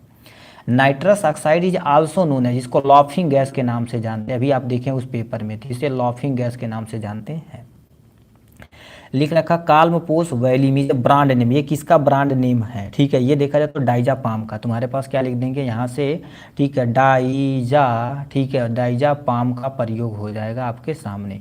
नेक्स्ट में chloramphenicol is a drugs of choice for the treatment, chloramphenicol का प्रयोग किया जाता है, आई अभी हम आपको दिखाते हैं, ठीक है, आप ऐसे बने रहिएगा, हमारे पास टैबलेट है जो आँख में वो नहीं ड्रॉप डाला जाता है क्लोरोफेनिकॉल का, वो हमारे पास है।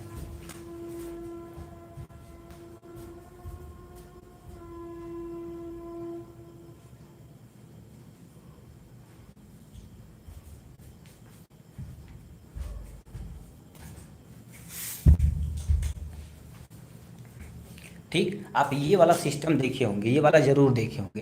तो ये जो तुम्हारे पास होता है एक्चुअल में क्लोरोफेनिकॉल होता है। देखिए अब साफ यदि दिख रहा होगा आपको, ठीक है, यहाँ पर देखो लिखा क्लोरोफेनिकॉल आई अल्टमेंट 1/1 वेट होता है। तो ये देखा जाए तुम्हारे पास ऐसे खोल के ना, जो पहले ड्रॉप ड्रॉप में आता तो पहले देते थे, अब ये इसके रूप में आता, कट करके किसी को दे दिया जाता, कोई टेंशन नहीं है, ठीक है।